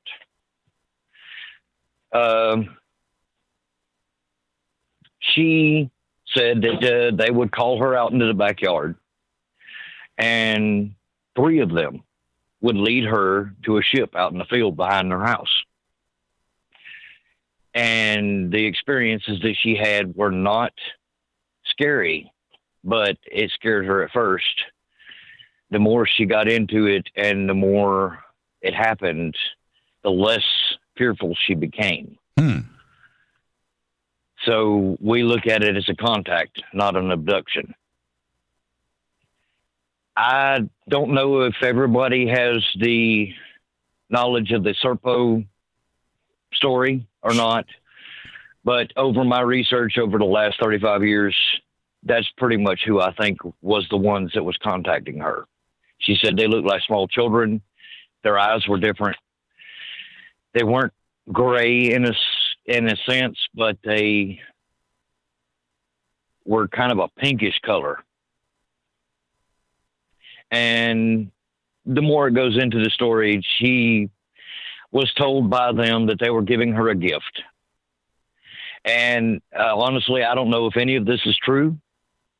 Like I said, I have no proof to be able to back any of this up at all. All I have is her story and Dad's story and the journal that she showed me when I was 12 years old. Have you read the journal today? Do you have it? No, unfortunately. And unfortunately, my dad and my brother are both part of a brotherhood that I won't mention at the moment. Mm-hmm. And I honestly don't think I would ever see that journal again.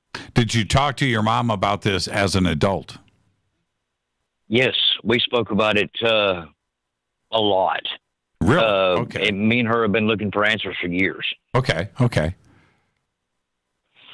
So what was the gift? What was the gift? Go ahead.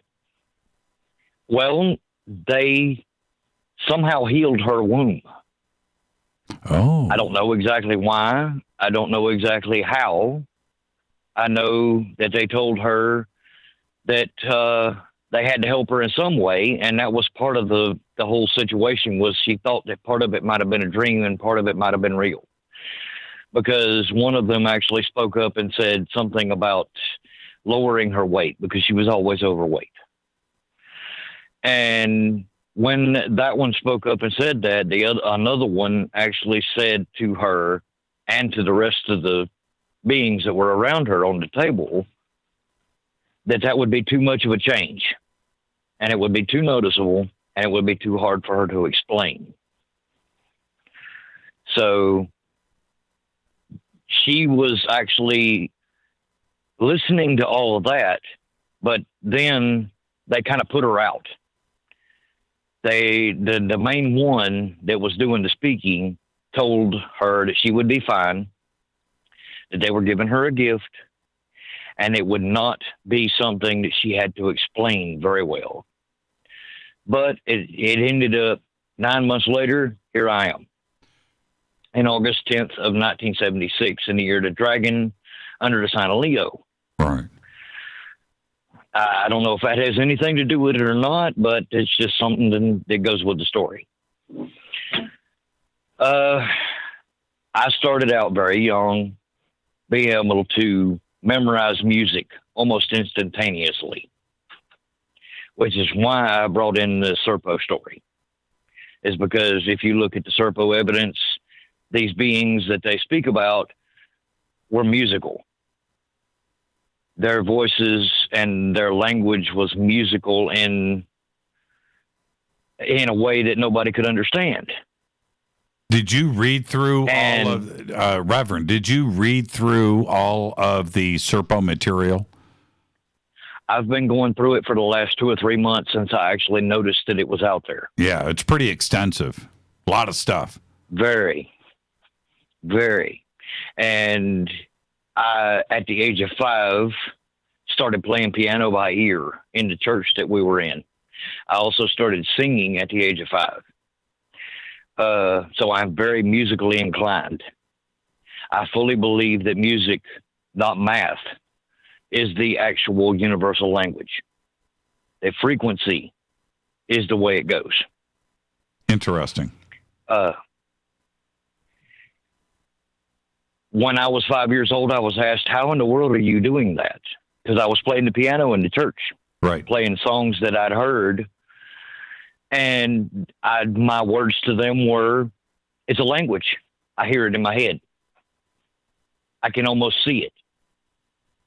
It's hard to explain in words. No, it's not hard to explain at all. What about the movie, speaking about this, I don't want to get too far off track here, but, you know, when you watch Close Encounters and the communication there was through music, and noting that J. Allen Hynek and Jacques Vallée had so much to do with that film and Steven Spielberg's knowledge, did that resonate with you at all? Oh, that's one of my favorite movies in the world. Yeah. I love watching it. I've watched it so many times I just about memorized it. I still watch it. I watch it all the time. I do. I watch that movie all the time.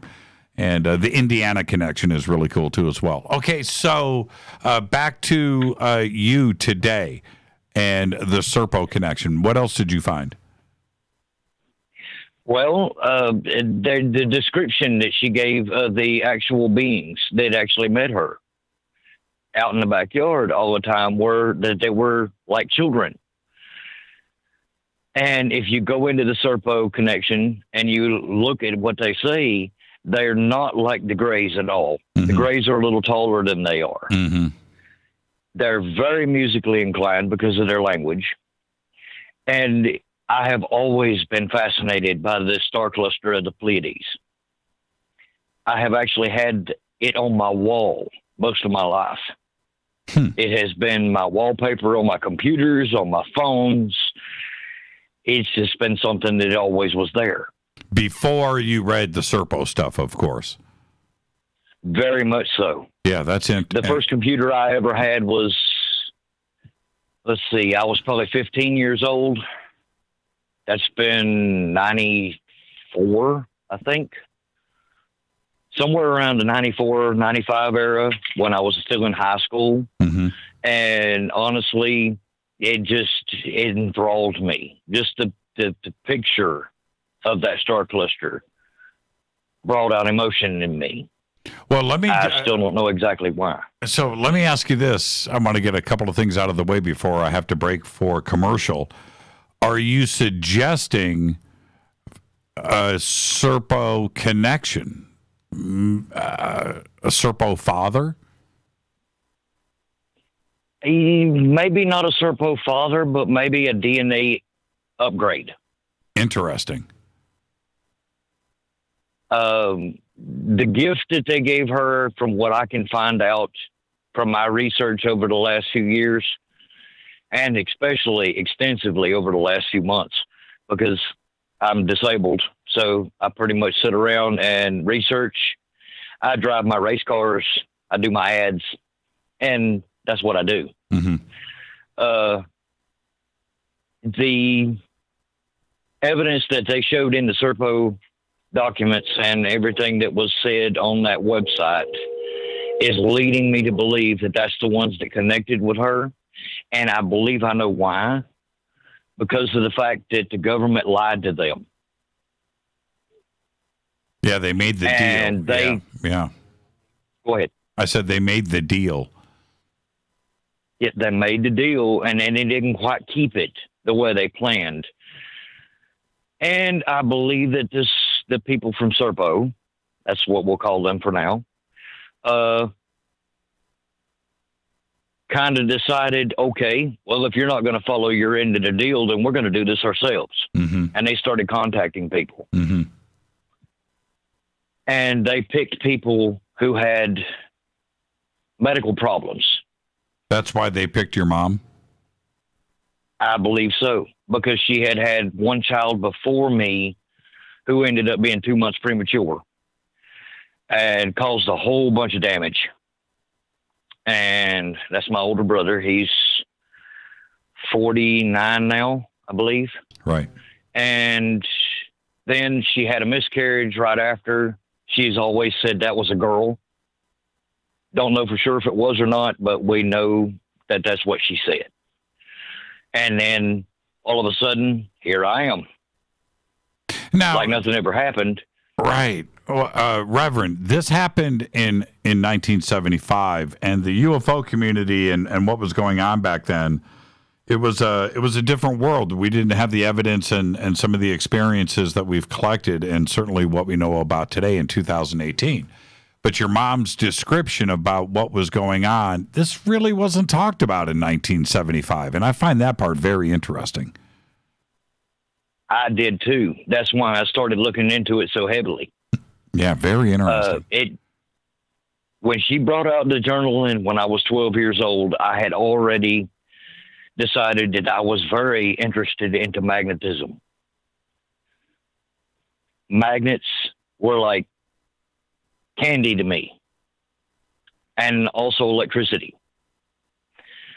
I would literally steal Christmas lights out of their Christmas tree and play with them, finding ways to light them.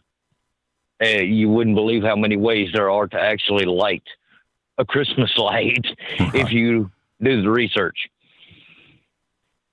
But I started getting really heavily into my studies into magnetism when I was in elementary school, and I had a teacher notice. And he started teaching me about Tesla. Well, let me. I've only got 45 seconds here before I have to break for a commercial. Have you made contact? I have absolutely no memory of being contacted. I have been told by an energy healer that I have been on multiple occasions. But as far as me having a memory of it, I have none. That's the weird part about it. But I have these weird dreams that crop up from time to time that kind of give me the impression that maybe I was. But I'm not going to sit here and say that I have been when I don't know for sure. Right. Well, there's something's going to happen. Well, I can't say that definitively, but something's going to happen. The life of the Pleiades and chasing this down and your mom's references for you. Hopefully, it's all going to come together and it will make sense and it will explain itself. But until then, and I can't wait for you to call me back and tell me all about it. But until then, just stay on top of it. I've got to break for a commercial here, Reverend. Don't be a stranger, okay? Oh, I won't. Believe me. It's an honor to speak to you, sir. Thank you. Finally, after all these years. Thank you so much, Rev. You have a good night, sir. You too, Reverend. And that's Reverend Moonchild right there. And you've seen him on Twitter so much over the years. And he's got the coolest race cars like ever. And you can go and look at all of his stuff right there on Twitter. But that is an amazing phone call. That's what I'm talking about. This is Fade to Black. I'm your host, Jimmy Church. If you're on hold, stay right there. And when I come back, we will continue day 4 of our UFO week right here on Fade to Black on the Game Changer Network and KGRA, The Planet. Follow me on Twitter at JChurchRadio. It's very simple. Email is jimmy@jimmychurchradio.com. I'll be right back.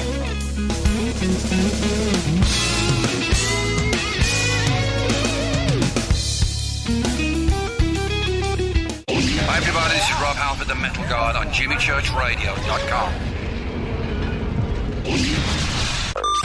This is KGRA Digital Broadcasting Station. Salt Lake City, Utah. Van Buren, Arkansas.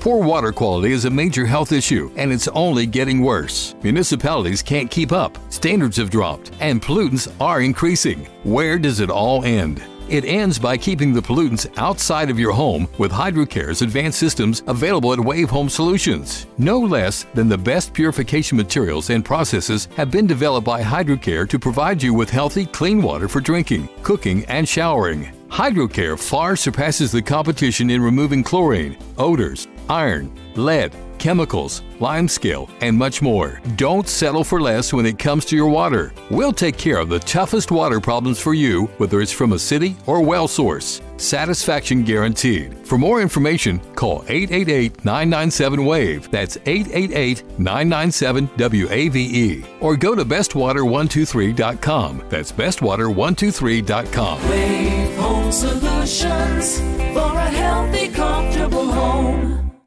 Your contact for current news and trending topics.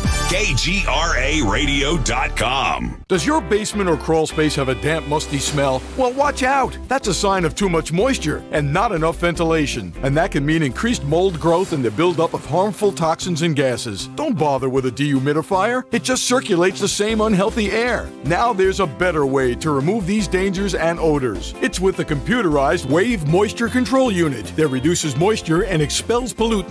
We replaced our old dehumidifier with the Wave unit, and in only 3 weeks, our basement is dry and the musty smell is gone. Wave units require no maintenance, no buckets of water or filters, and costs only pennies a day to run. Breathe better, live healthier with an affordable, no-maintenance Wave unit. Call 888-717-WAVE, 888-717-WAVE, or visit dryhealthyhome.com. Dryhealthyhome.com. Ride the Wave Home Solutions for a healthy, comfortable home. This is Jimmy Church of Fade to Black, and I only drink Fade to Black blend coffee from Rivermoon. Just click on the Rivermoon Coffee banner at jimmychurchradio.com. Promo code F2B Blend.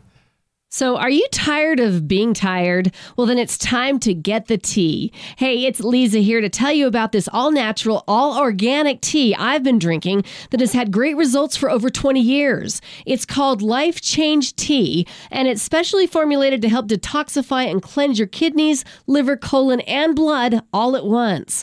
The colon is one of the most ignored organs in the human body. The faster that waste is eliminated from the body, the less time that waste sits in our intestines, spreading toxins to our bloodstream. This tea helps cleanse chemicals caused by outside intruders from our entire digestive system. And get this, weight loss can be a side effect. And with continued use of the tea, you can experience clearer, healthier, younger looking skin, increased energy, and a happier outlook on life. So if you're tired of being tired, get the Life Change Tea at getthetea.com. That's getthetea.com. And like me, you'll be glad you did. Did you know that when you're on the road with limited data or Wi-Fi available, you can still listen to every minute of Fade to Black by just calling 605-562-4482. No smartphone, app, or internet needed. It saves your data plan and no extra cost if you have unlimited minutes. Just call 605-562-4482. You can listen to me, Jimmy Church, on any phone, anytime, anywhere. Go Beckley Tappy.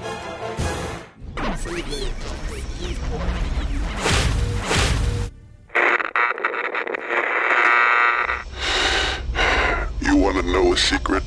I love ponies. I really love ponies. I'm serious. I couldn't stay sane without ponies to brush. Why Why fade to black? Because you never got that pony, damn it. This is Fade to Black with Jimmy Church on the Game Changer Radio Network and KGRA, the Global Radio Alliance.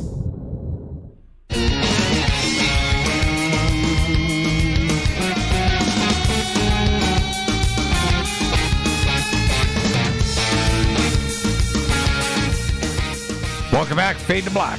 Thursday night, Fader Night. Open lines all night long. Capping off our UFO week here on Fade to Black. Tonight is day 4. Your UFO phone calls all night long. Been great. Man, the phone lines have been jammed up. And let's just get straight back to it. 323-825-5045, 323-275-9695, or 818-921-6929. Let's go back to the phones. Area code 909. You're up next on Fade to Black. Hi, Jimmy. How are you? I'm doing good. Who's calling? My name's Cameron. I'm Shane Seymour's little brother, the inventor of the VCMD. Oh, yeah, I remember Shane. How's he doing? He's good. He's doing good. He's been helping me out in life and got me a dog and got my car running good and stuff like that. He's been pretty busy. Right on. What was your name again? I'm sorry about that. My name is Cameron. Hey, Cameron. Welcome to the show. Thanks. It's UFO week. Well, we live in Big Bear, California, and most people who know Big Bear knows that it's a volcano, and we have quartz and stuff in the ground, and we see really odd things at night. Usually around 2 or 3 o'clock, wee hours of the morning, we'll see what looks to be a star just go from one spot to another. Yep. Sometimes if it's cloudy, it'll go behind the cloud and be gone when the cloud moves. Do you have night vision? I don't. Shane does. Yeah. Well, you need to peep that out on night vision. So what do you think is going on? Does it happen a lot? Me personally, I haven't really noticed too much lately, but there's been some weird stuff that Shane and I have heard from our neighbors and people up here in Big Bear. I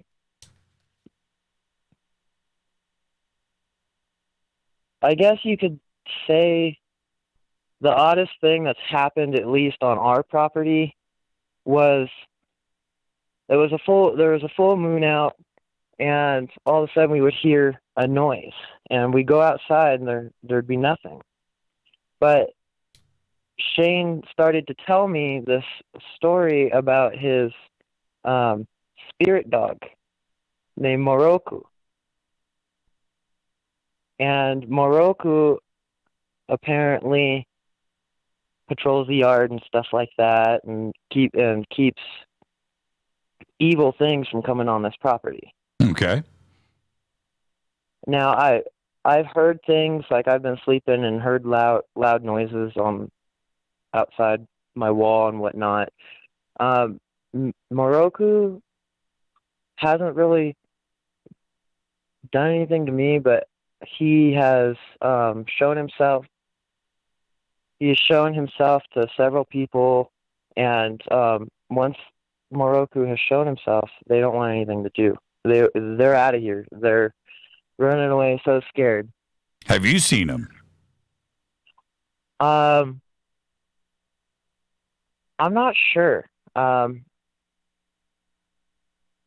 done, me being a dumb kid, I've done experimenting and stuff like that, and I think maybe once I've seen Moroku, but I don't really think so. But however, Shane has this weird thing about him to where if he says something, it happens and it comes true. Right. He predicted that I was going to be in a car wreck. He didn't know how severe or what was going to happen, whatnot, and he tried to keep me from going to my auntie's down in Lake Elsinore.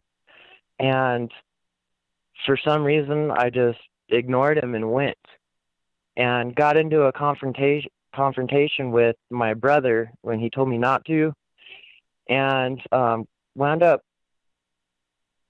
getting in the car with him after he had been drinking.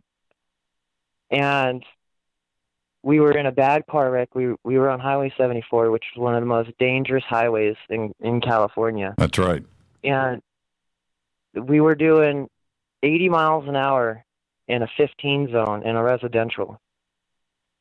And all of a sudden I see this big S-turn coming up, and I look at the speed, and he's not paying attention. The lights aren't bright enough. And so I lean back in my seat, and I cross my arms and try not to tense up. And we wound up smacking a telephone pole. We spun around, caught the dirt, flipped 3 times, and smashed into a boulder. And in that accident, we both walked away. But I benefited off the accident because Shane knew that it was going to happen, and he warned me about it, and I let it slip my mind. But I used to be schizophrenic. I used to hear voices and see things and whatnot, and people would call it an illness and whatnot. I didn't believe it was an illness. In fact, I thought it was a gift. I just had to learn to manage it and control it. Okay. And when I hit my head just right in that accident, the voices and seeing things stopped. Really? Yeah. Very interesting. Now you listen to Shane, don't you? Yes, I do. You do. I do. If he has something to say, if I'm about ready to do something stupid, he'll look at me and just call me a dummy. Yeah, right, and right. laugh at me and tell me, don't do that. Right. Yet if I do it anyway, and if it hurts me, he'll sit back and laugh at me, and be like, "I frickin' told you!" Ha ha ha. Yeah, right. Well, he's a very bright young man. I'm very interested in this star that's moving around, and what you should do. And I would like to hear back from you, and tell Shane to call me someday. But write down what time. You know, what day and what time that this occurs, because I'm always out there looking too, and so are others. But you're going to let us know, and you know, Cameron, that somebody's going to call me up and go, "Dude, I saw it too," right? And yeah, and that's what you should do, Cameron. And just let us know. I can do that. Yeah. Keep us posted, and do me a favor. Tell your brother he owes me a phone call. Okay. Okay, I'll let him know. Thank you, Cameron. Yeah, no problem. Have a good night, Jimmy. Yeah, you too. Thank you for the phone call, and enjoy the rest of your weekend. Oh, I will. I got a lovely 3-month-old puppy I get to play with now. That's what I'm talking about. What kind? She is a Akita Husky. Oh, beautiful. Bright blue eyes, bright blue? Yeah. Oh, man. She has, she's got a tad touch of wolf. Yeah. You should take a pic. What's her name? Her name is Willow. Willow. Take a picture of Willow. Post it up there on Twitter for me, will you? Yeah, I can. I can definitely do that. Thank you. Everybody tends to love her. I know, right? Cameron, enjoy the rest of your weekend, and I'm going to go look for Willow's picture right now. Thank you so much. Yeah, no problem, Jimmy. Thank you, Cameron. And there is nothing better than a 3-month-old husky picture. There's nothing better, is there? Let's go back to the phones. Area code 918. You're up next on Fade to Black. Almost at Coast to Coast. Fade to Black. Who's calling? It's Marilyn. Hi, Marilyn. How are you? I'm good. Doing good. Well, don't be so excited, Marilyn. You made it through the phone lines. I'm just nervous, so. Don't be nervous. Yeah. Oh, stop. Stop. It's Thursday night. It's Fader night. It's UFO week. It doesn't get any better, Marilyn. And to top it all off, I'm talking to you. So let's go. Bring it. What have you got? It's UFO night. Okay, so I got another dream I had a couple weeks ago.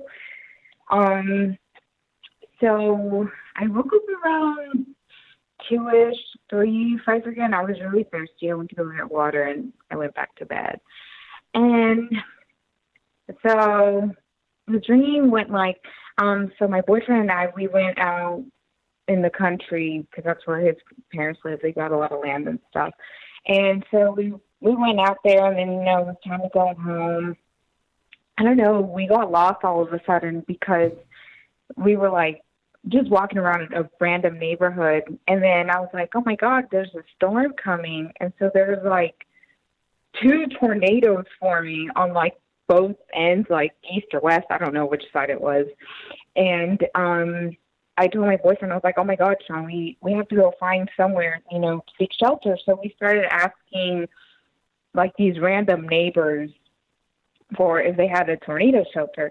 And everybody was like, no, we don't have anything. And so, you know, the last place we stopped to knock, you know, they were like, no.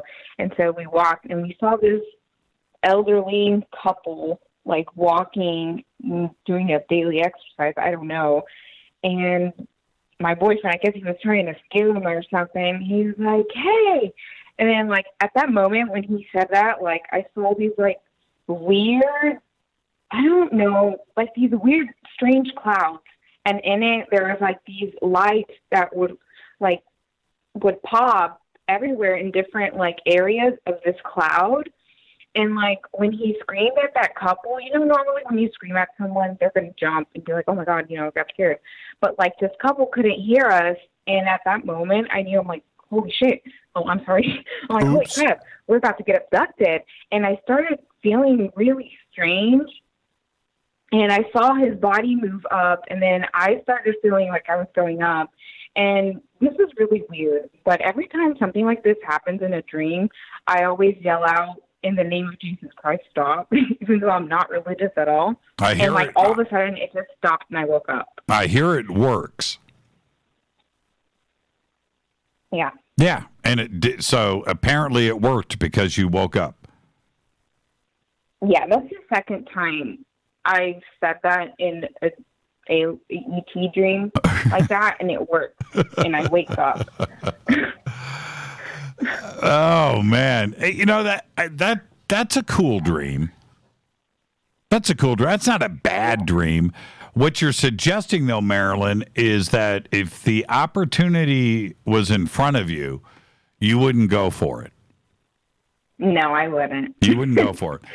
I'm too much of a chicken. I don't know. I need 2 things to happen in a situation like that. Okay, I need 2 things.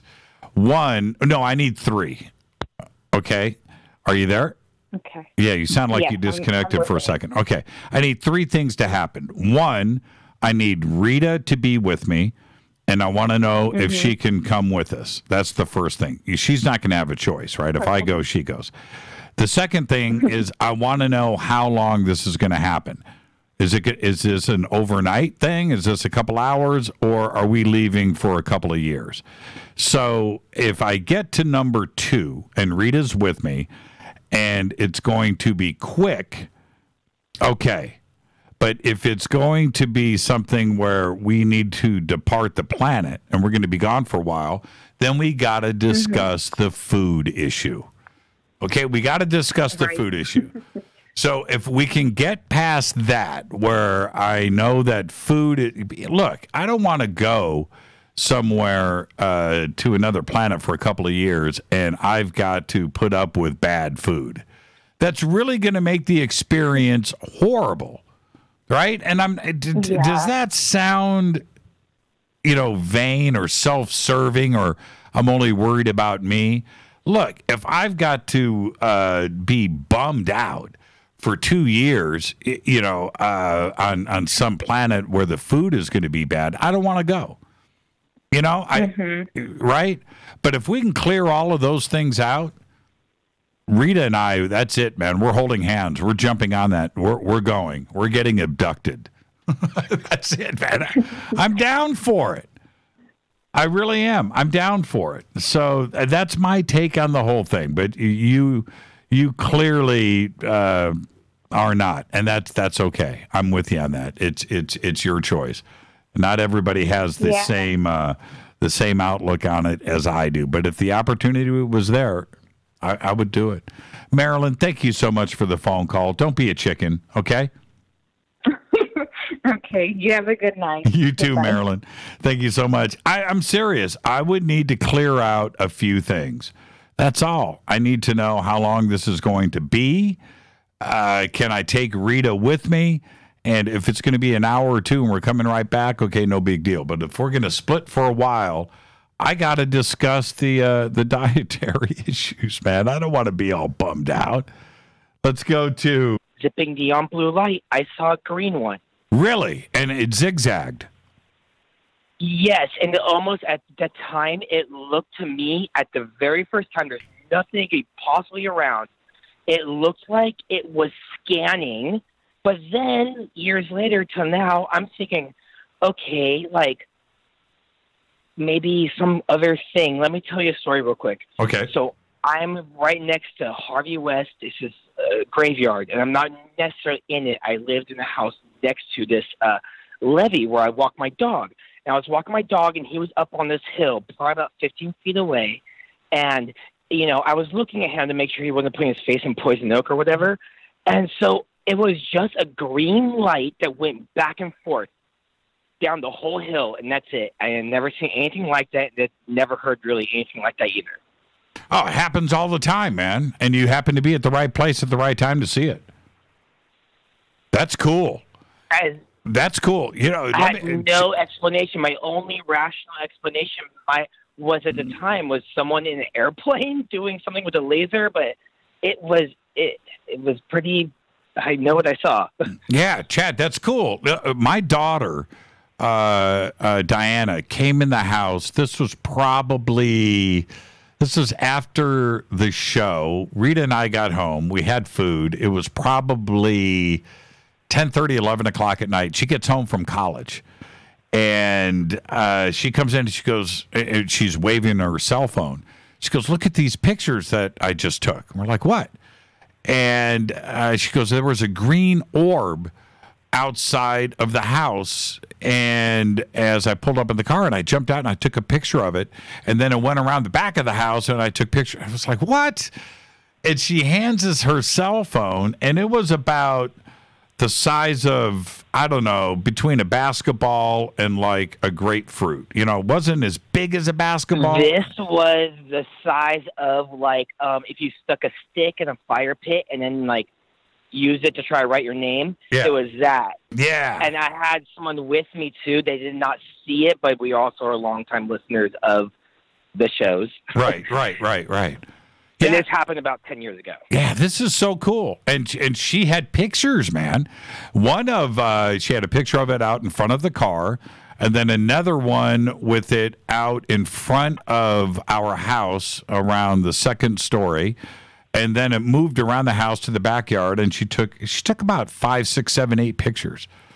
And she was just freaking out. Now, first off, she knows what this show is all about. She hears me talk and knows the stories and things, but she's not in our world, right? And so for this to happen to her, I loved it. And she grabbed a whole series of pictures. There they were. So, you know, you're not the only one. I don't know what it is. You know, I can't explain it. I listened for many years, and I had to call in because I saw those zipping neon light before. There you go. Chad, don't be a stranger to the show, man. And if it happens again... Chaz. What's that? Chaz. Oh, Chaz, not Chad. Chaz. Yeah. And it's all good. It's all good. It's all good. Thank you, Chaz. Behave and be well. You as well. Thank you so much. Santa Cruz, up in the mountains, and I've got time for one more phone call before the break. Area code 702. You're up next on Fade to Black. Who's calling? Hello, this is George. Can you hear me clearly? I got you, George. How are you? I'm doing all right. I was hoping to give me a few minutes. Yeah, I've got a story I've been wanting to tell. I've told a few people out here in Las Vegas about it. Right. After it occurred. And a lot of individuals don't, you know, they blow me off like, no, it's not true. It's impossible. You're a wacko. I don't care. Well, yeah, don't Don't worry about that here. Don't worry about that here. What happened? What'd you see? See, here's what it is. I was helping out my brother-in-law, do a little bit of maintenance on one of the houses that he owns. And, he's going to rent it out. So I was over there giving him a hand for, a few minutes. And this was during the day, possibly like around 9 in the morning, 9:30. And so I decided to walk outside. I walk outside of the front yard. Keep in mind, I did have one beer, okay? Mm-hmm. That I wasn't on anything else. I did have one beer. My brother-in-law doesn't do any drugs, doesn't drink or anything. So I'm outside in the front yard, and I'm seeing now this Air Force base. They're going berserk. The planes are flying all over the place, and it's not the show. They have an annual show that occurs where, they're testing out all the jets and everything. And so it's like, no, this ain't the show. I'm like, what's really going on? Because they're just going in different directions. Normally, they're flying in some kind of pattern or doing something. No, they're going berserk. I'm like, something ain't right. So I decided to look more up towards the sky, and that's when I noticed a white orb. There's a white orb that it's on, and then every 2 seconds it blinks, shuts off, turns back on. Wow. Shuts off, turns back on. I'm like, hold on. And then it's just sitting in place. See, back then, I didn't see any planes that could actually sit in place or anything. I mean, there wasn't really any drones flying around. People didn't really have them like that. This is about 7 years ago. Right. So I was like, something ain't right. And then back then, I really didn't have a nice phone either to be able to capture a video, or my camera wouldn't zoom in that well to be able to take a good picture. So I was like, I don't know. And then I started noticing, besides it, is another white orb. And they're just moving up, down, staying in place, moving to the side, moving back and forth. They were behind the clouds. And I was like, oh my God. I was like, there's 5, 6, no, there's 7 of these white orbs. I'm like, oh man. So I started tripping out. I'm like, no, I don't know if I'm losing it. So I call my brother-in-law over, I tell him, hey, come out here real quick. He comes out. I have him, point in the direction where it's at. He notices it too. He's like, oh man. I'm like, do you see that? He's like, yeah, it's glowing. It's a glowing ball or something. I was like, yeah, it's a glowing white orb. You look around it. Like, oh man, there's plenty of them. There was 7 of them. And I was like, oh man. And then right behind them, they're right above the clouds. Then right behind them, there was it seemed like a black triangle, or else it was like a black eye that was just in the sky. It'd be like if it was cutting through the daylight, like if it would be pitch black, like at night when you look at the sky, how it's dark. It was, I'm not going to lie, I was scared. I was like, oh, some kind of invasion or something's going on. I didn't know what to think of it. I was just out of it, man. I was like, Jesus Christ, what's really going on here? Right. 9:30 in the morning, daylight. And Las it's Vegas. like if it was... But this, it was go ahead. This is Las Vegas, Nellis Air Force Base, UFO Central, right? Yeah, but it was above. I mean, it was above them. They weren't even flying up there to where they were at. They were just flying low and keeping it low and flying around, going crazy. I was like, what's really going on? So then after I witnessed this and we were staring at it for 5-10 minutes, we just, for some reason, decided to, look away. I don't know what happened after that or how they took off. I just didn't want anything to do with it because I was kind of scared. I was like, something's going on, man. I don't know what's going on. So as I drive off and I'm taking off, I'm driving over to a bank. And when I'm heading that direction, there's this vehicle that pulls up right next to me. And this is where it starts to get even more crazier. See, back then I had never really heard about the UFOs or the MIBs. Mm-hmm. But then after somebody mentioned MIBs to me and what they looked like, that vehicle, at first I thought it was like a government vehicle. But it was like a Jeep. It was a newer model. I know they say the MIBs, they ride around in black vehicles, older vehicles. No. Right. This was a newer model Jeep. And I thought they were government agents or something. Oh, I'm telling you, man. These guys, they were pale white. It was a dude driving and a chick in the passenger side. A female, it was a WIB. Because it's kind of man, obviously, you know what I'm saying? I mean, woman in black. Okay, all right. Yeah, a woman in black and a dude in black, but they were both pale white. And she was looking in my direction while he was driving and staring at me with some dark shades on. her face, I don't know, it looked weird. It was like a blank stare, kind of, sort of, and it was like I was scared. I swear, like they're wearing masks or something, or I don't know what's going on, because they did not seem human at all. So I pulled back a little bit to get their license plates. They had none. There was no plates. That's when I really got scared. I was like, whoa, they got no place to run around with no plates in a new vehicle, dressed up in black suits, looking pale white. Oh, man, I seriously got scared. I was like, I don't know what I'm going to do. I lost them. I cut them off. I took off. I hit a few turns. Lost them. Never seen them again. But I swear to you, this is the truth, man. That's you know what? This is, what's your name? George. George. This is what's cool. You had one of the great experiences that you're ever going to have in your life, right? And you know, and think about that. You know, most people don't have those experiences, and now when you hear not only people on this show, but anybody else that mentions you know, seeing a UFO in the sky or an orb or Men in Black or any of that, now you know that they're not crazy. And you know that you're not crazy. And that's what's great about it. You had that experience, George. And chalk it up to Las Vegas. There's things going on out there, man.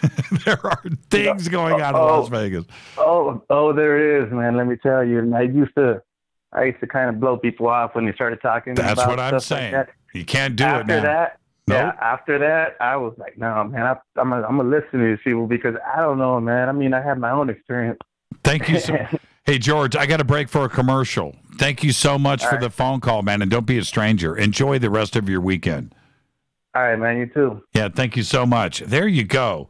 Nellis, and think about what he just said. Walked out in the front yard, 9:30 in the morning, fighter jets from Nellis flying all over the place, not in formation, and apparently chasing not one, but two orbs in the sky that were turning on and off. And then after that, it's the men and women in black. And that's why you listen to Fade to Black right there. This is Fade to Black. I'm your host, Jimmy Church. Thursday night, Fader Night, UFO Week. We have one segment left for your phone calls. I'll be right back.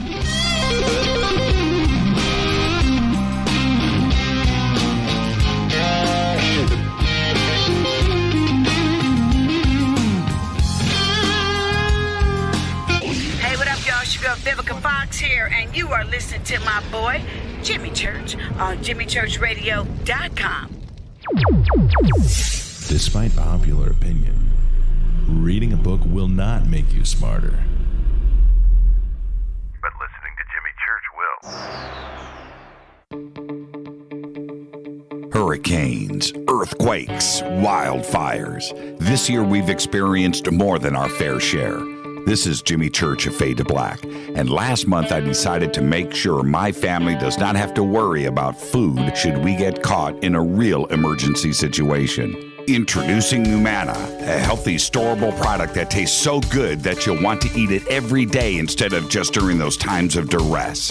All Numana products have a 25-year shelf life, are MSG and GMO-free, no preservatives, and are made in America. With the Numana pack in your home, you'll be able to sleep at night knowing that you've protected your family. Not only have I tasted and tested, I own it. Now you can too. Just click on the Numana banner on JimmyChurchRadio.com and use the promo code Jimmy when you order. In addition to a discount, we'll send you an autographed Fade to Black t-shirt. Seriously, go Beckley Tappy. This is Jimmy Church of Fade to Black, and I take Life Change Tea supplements every single day. It's what I do. Click on their banner at JimmyChurchRadio.com. When you take the beans from Central America with dashes of Indonesian and African mixed in and then roast it to the dark side of Fade to Black, you create the ultimate brew of fringe.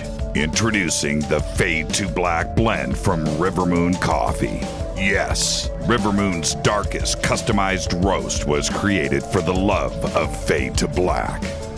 The alchemy of masterful roasting and smoking the beans is in every sip of this full-bodied dark Java. I need my coffee dark, deep, with distinct bittersweet chocolate highlights, just like the bunker.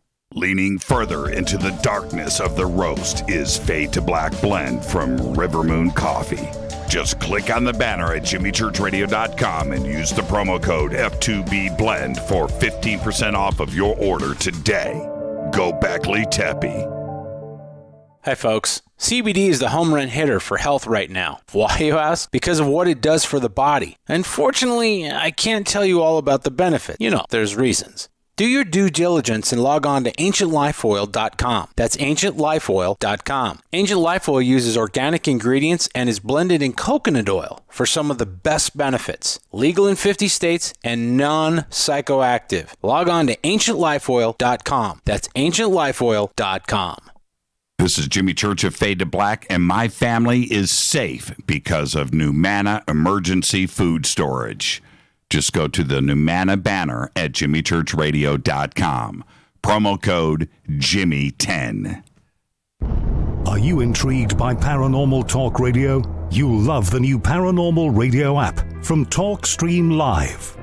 You'll find a great selection of talk shows covering UFOs, ghosts, strange phenomena, and much more. Download the Paranormal Radio app now and start listening to the very best in paranormal talk entertainment, including the network you're listening to right now, the Paranormal Radio app, free in Google Play and the iOS App Store. This is Kristen, Erica, Brittany, Gabby, and you're listening to JimmyChurchRadio.com. It's not a lifestyle we chose. We were born this way. KGRARadio.com.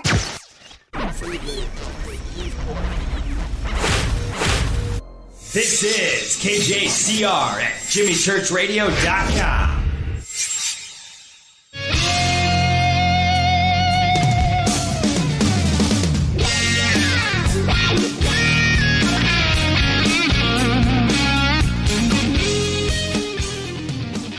Welcome back. Fade to Black. Day 4 of our UFO week right here on Fade to Black. Monday we had Emery Smith. Tuesday night, Stanton Friedman. Last night, Barry Littleton. And tonight, it is open lines and your UFO phone calls all night long. And the calls have all been great. And thank you for that. And I'll get back to the phones here in a second. I got one segment left, a few short minutes, and I've got everybody on hold. I was going to give out the phone numbers. Let's just go straight back to the phones. Let's just ride this one out. Area code 614. You are up next on Fade to Black. Who's calling? Hello, Jimmy Church. Hello. Who's this? Okay, it's Mirella from Sydney. Hey, Mirella from Sydney. We had to have one international call tonight. How are you? Well, that's what I was thinking. I'm good. I haven't really thought about what I want to talk about at the UFOs, but maybe you can help me walk through a little bit of it. Well, it's UFO night. When was the last time you had a sighting? What was the biggest sighting? Have you ever been abducted? Well, I don't know about being abducted, but I have had 3 sightings, and I'm 56, so I was born in 62. The first, what I want to say more, and after all these months of listening, and that how my sightings have affected my life. And the first recollection of a sighting was when I was maybe 6 or 7, and I saw what I describe as light beams out my bedroom back window. But I was asleep every night. We'd all go to bed, and the 4 of us kids, and I would hear that little, I know it sounds crazy, but I have heard a lot of people talk about the little owl sounds. But when I was that age, I didn't know what that sound was, and I was often really not scared of it, but really curious about it. But I'd listen and go to sleep. This one particular night, I thought, no, I don't know what this is, this little hoo-hoo sound. And I went to my back window, even though everyone was asleep, and I looked out the window and I saw these 4 light people or beings. They weren't people, but they were shaped like people. And I'm doing a painting at the moment, a big oil canvas of it now, because I've chosen to do the 3 sightings as a trilogy, three. Well, you were 7 years old. Did you make contact? What did you do? What I did was I looked at them and I saw them, and I started to get really frightened. So I ran, because I wanted to tell Mum and Dad there's some people in the backyard, but that particular night, Mum and Dad had chosen to not open the door, because I used to go in there and sleep with Mum for a little while when I heard this little hooting, and then go back to bed like after a little while. And then this particular night, I found out later that Mum had decided not to let me in anymore, because she said I was too old to do that now. And I remember sitting at her bedroom door with the door shut and kicking on the door, wanting her to open it, but she wouldn't. Mum and Dad wouldn't. And I just sat there like, oh my gosh, what am I going to do? There's people in the backyard. So I went back to my bed and it was over, but I never forgot it.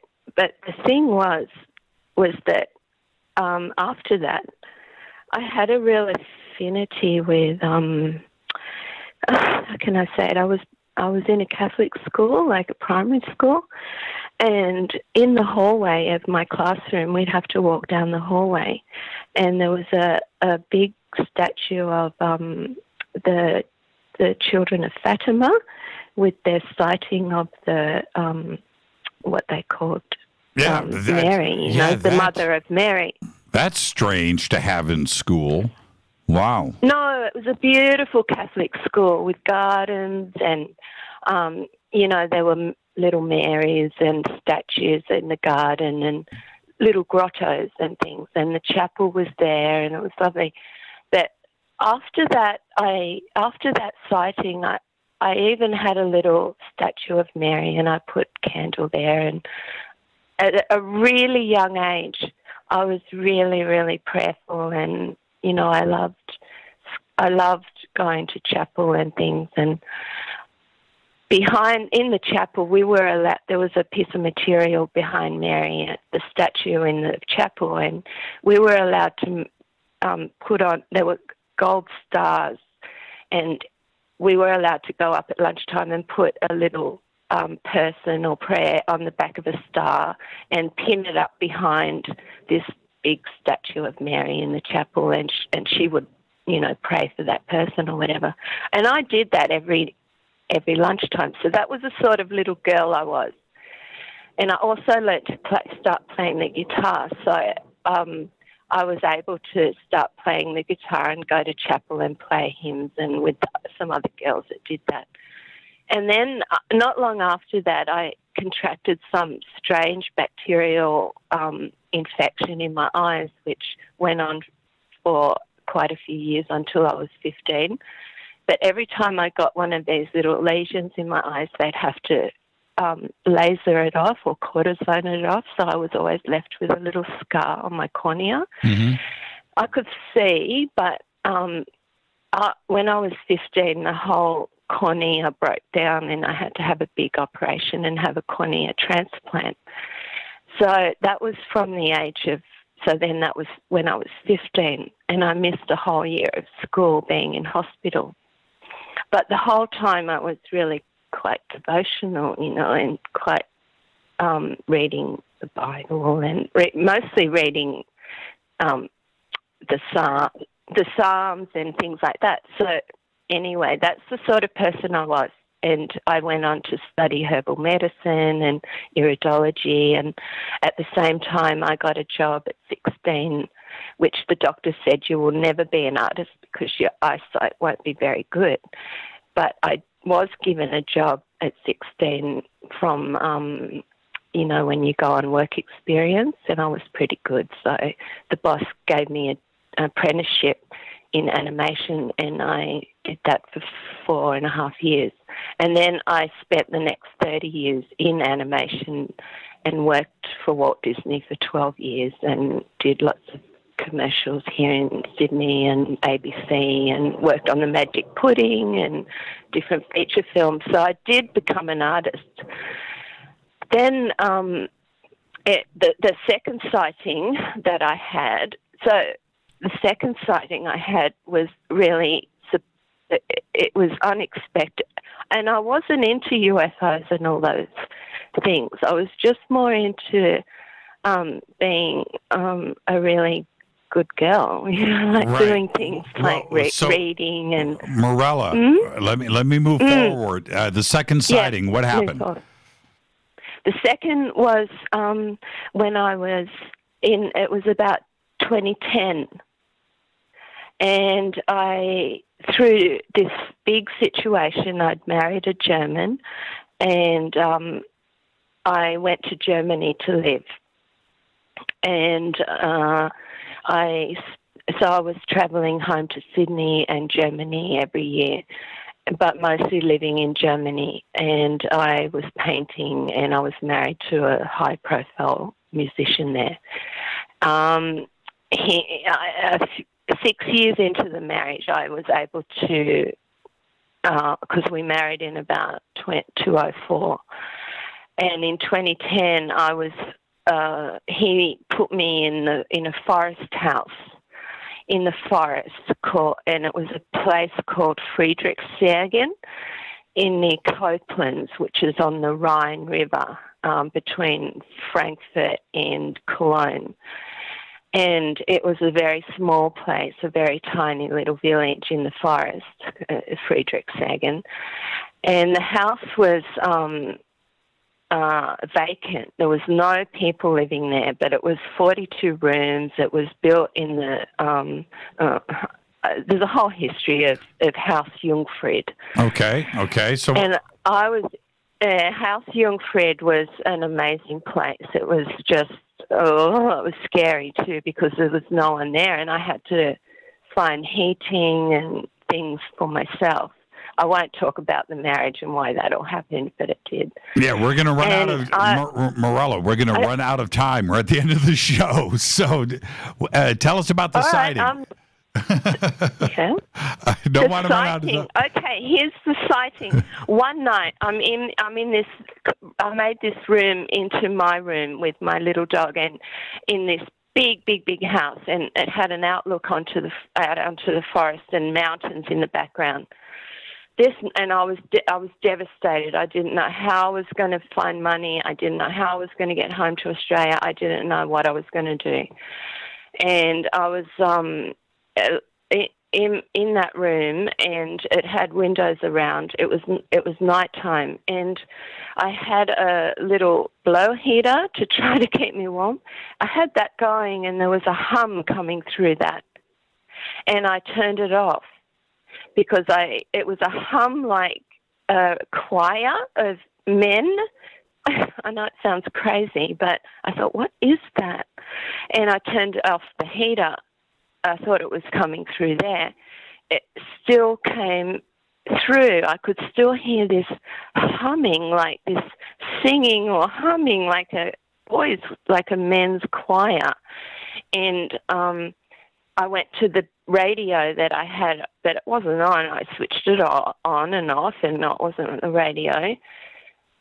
And I sat on the end of the bed. I thought, my God, what is this? And I looked out the window, and there was then I saw, this is mountains way, way, way off in the distance. There was a beam of light flashing through the tops of the forest, of the trees, and it was going too fast to be walkers or some kind of search light or anything. I don't want that. Anyway, it went right across the treetops into front of me. And then in an instant, I was standing in front of the window. In an instant, it shot in front of me. In front of me was what you call an orb. Okay. And it was shimmering in front of me like that. And I went, is it the moon? Could this, it was like not in any kind of logical thinking. I looked around to the other window and the moon was through the other window. It wasn't the moon. It stood there in front of me and I had a feeling like they were the same people or the same feeling that I had when I was a little girl. Mm-hmm. With the light people, and then it left, just shot off up into the space, and that choir of angels or forest people, I don't know, the hum left as well, and I was stunned.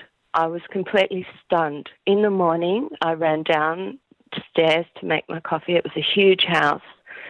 And I said to the groundsman, I saw a UFO. He looked at me like, yeah, okay, that's fine. I didn't tell anyone after that. Anyway, it was not long after I came out of the forest. I was able to find my way and help through the SKF, which is the social. SKF in German means the Social Catholic Frauen, and they're like sort of the Salvation Army or whatever. They help people, but for women. And they helped me to get my way back to Australia with documents and so forth. And I was able to get a little flat in the meantime in the city. It was there that I went to the internet. I had internet there because for the last few years in the forest, which I lost time, don't know how much I was there. Maybe there were 2 Christmases because I remember making the fire in the garden for Christmas, a bonfire. And so I did that twice, and I remember winter, summer, spring, autumn, which are really distinct in Germany. But then I got on the internet, and the first thing I tried to do was find my brother, and I couldn't find his number or anything on the internet. But what I found was an article about him, and he'd had a UFO sighting in 2010 here in Sydney on the Central Coast. And I went, oh my God, I can't believe this. Adam, my brother, like with an article in the paper, and I still couldn't get onto him anyway. Then it was David Wilcox that was having a disclosure conference back in 2010, 2011. And so my first contact with any kind of information about UFOs was that. It was that disclosure because it was on the internet, and somehow I'd gotten there and somehow I'd found it. And I was locked in then. And that was my first. And then I found, it all started from that sighting in Friedrichshagen that began my journey into, well, this is real. My life is changing. What happened was after that sighting was everything fell into place. Even with Mimi, I had my dog. I had to do all her veterinary and all her quarantine paperwork in German. I didn't speak German very well, but I was able to do it. Door open, door open, door open, door opened, one after the other. And I found myself back here in Australia. That was 6 years ago. And so since then, I have had a lot of trauma. Okay, it goes with everything and everyone has it, trauma and so forth. But I believe that they have always, that sighting was such a feeling of this is the same people or the same, yes, they are the same. What do you call them? People or entities or ETs? You Or? call them whatever you want. But, Morella, I'm at the end of the show, and I want to say this before I go. You're painting these. So after you get those done, I want to see them and post them up on Twitter, okay? I will. Okay. Thank you. Thank you so much, Morella, and be safe and be well out there. You've got I will. I'll call you again soon. Okay, and post the pictures, okay?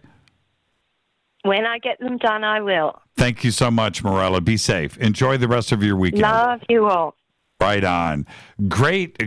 See, the combination of having something start at the age of 7 and then resolve itself so many years later, 2010, and that orb making it back to Australia, and being able to paint it and preserve it. I do. I want to say I want to see those images. I really, really do. So do post those up on Twitter, Morella, and email them to me too as well. And that's going to wrap our show. You know what? I've got a bunch of calls that have been on hold. I'll squeeze in one just to say good night. Area code 505. Last call. I know I've only got 90 seconds, but who's calling? Hey, this is Jared in Albuquerque. Hi, Jared in Albuquerque. How are you? Doing good, Jimmy. I thought I'd quickly tell you about a sighting I had here. I was sitting in front of my friend's house, and I was looking at the Sandia Mountains, and I saw a light appear above the Sandia watermelon. Okay. And then it started going up and down, just up and down in a pattern. And then after a while, a second one appeared above it and started doing the same thing.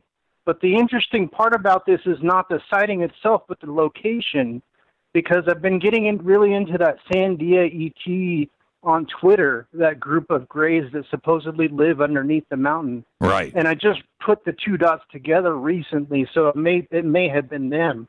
I'm going to try and contact them on Twitter and see if they have anything to say about it. Yeah, very interesting. Well, Sandia, Albuquerque, underground bases, ET, Roswell, White Sands, and everything. It could be anything, man. You know what I mean? Yeah, this place is full of events, There's no shortage of that here in New Mexico, that's for sure. When did you see this? This would have been, let's see, it's 2018 now. This would have been about 3 or 4 years ago.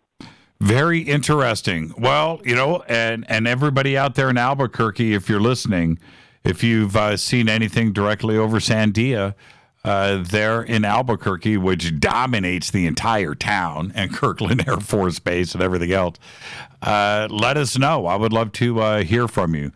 And thank you so much for staying on hold this whole time. Hey, no problem, Jimmy. Love to hear your voice again, and love the show. I listen all the time. Enjoy the rest of your weekend. All right, you too, Jimmy. Have a great night. Yeah, you too. And that's going to wrap our UFO week here on Fade to Black. I want to thank everybody that called in tonight. Fantastic show. I just totally enjoyed the entire week here. And then to go and blow through back-to-back-to-back phone calls for 2.5 straight hours on this program makes my life complete. Thank you, everyone. Fade to Black's executive producer is Rita Camarion. Show is produced by Hilton J. Palm, Renee, Dennis, and Bob. Announcers are Steve Harder, Gene Vitoa, Mark D. Kovar. Webmaster, Drew the Geek. Music, Doug Aldrich. Intro, Spaceboy, spaceboymusic.com. Fade to Black is produced by KJCR for the Game Changer Network, and syndication is KGRA, The Planet. This broadcast only copyrighted 2018 by Fade to Black and the Game Changer Network. It cannot be rebroadcast, downloaded, copied, or used anywhere in the known universe without written permission from Fade to Black or the Game Changer Network. I'm your host, Jimmy Church. You can follow me on Twitter at JChurchRadio. Everybody have a great, safe, fantastic weekend. We'll see you right here on Monday. Until then, everybody be safe. Go back, Lee Tappy.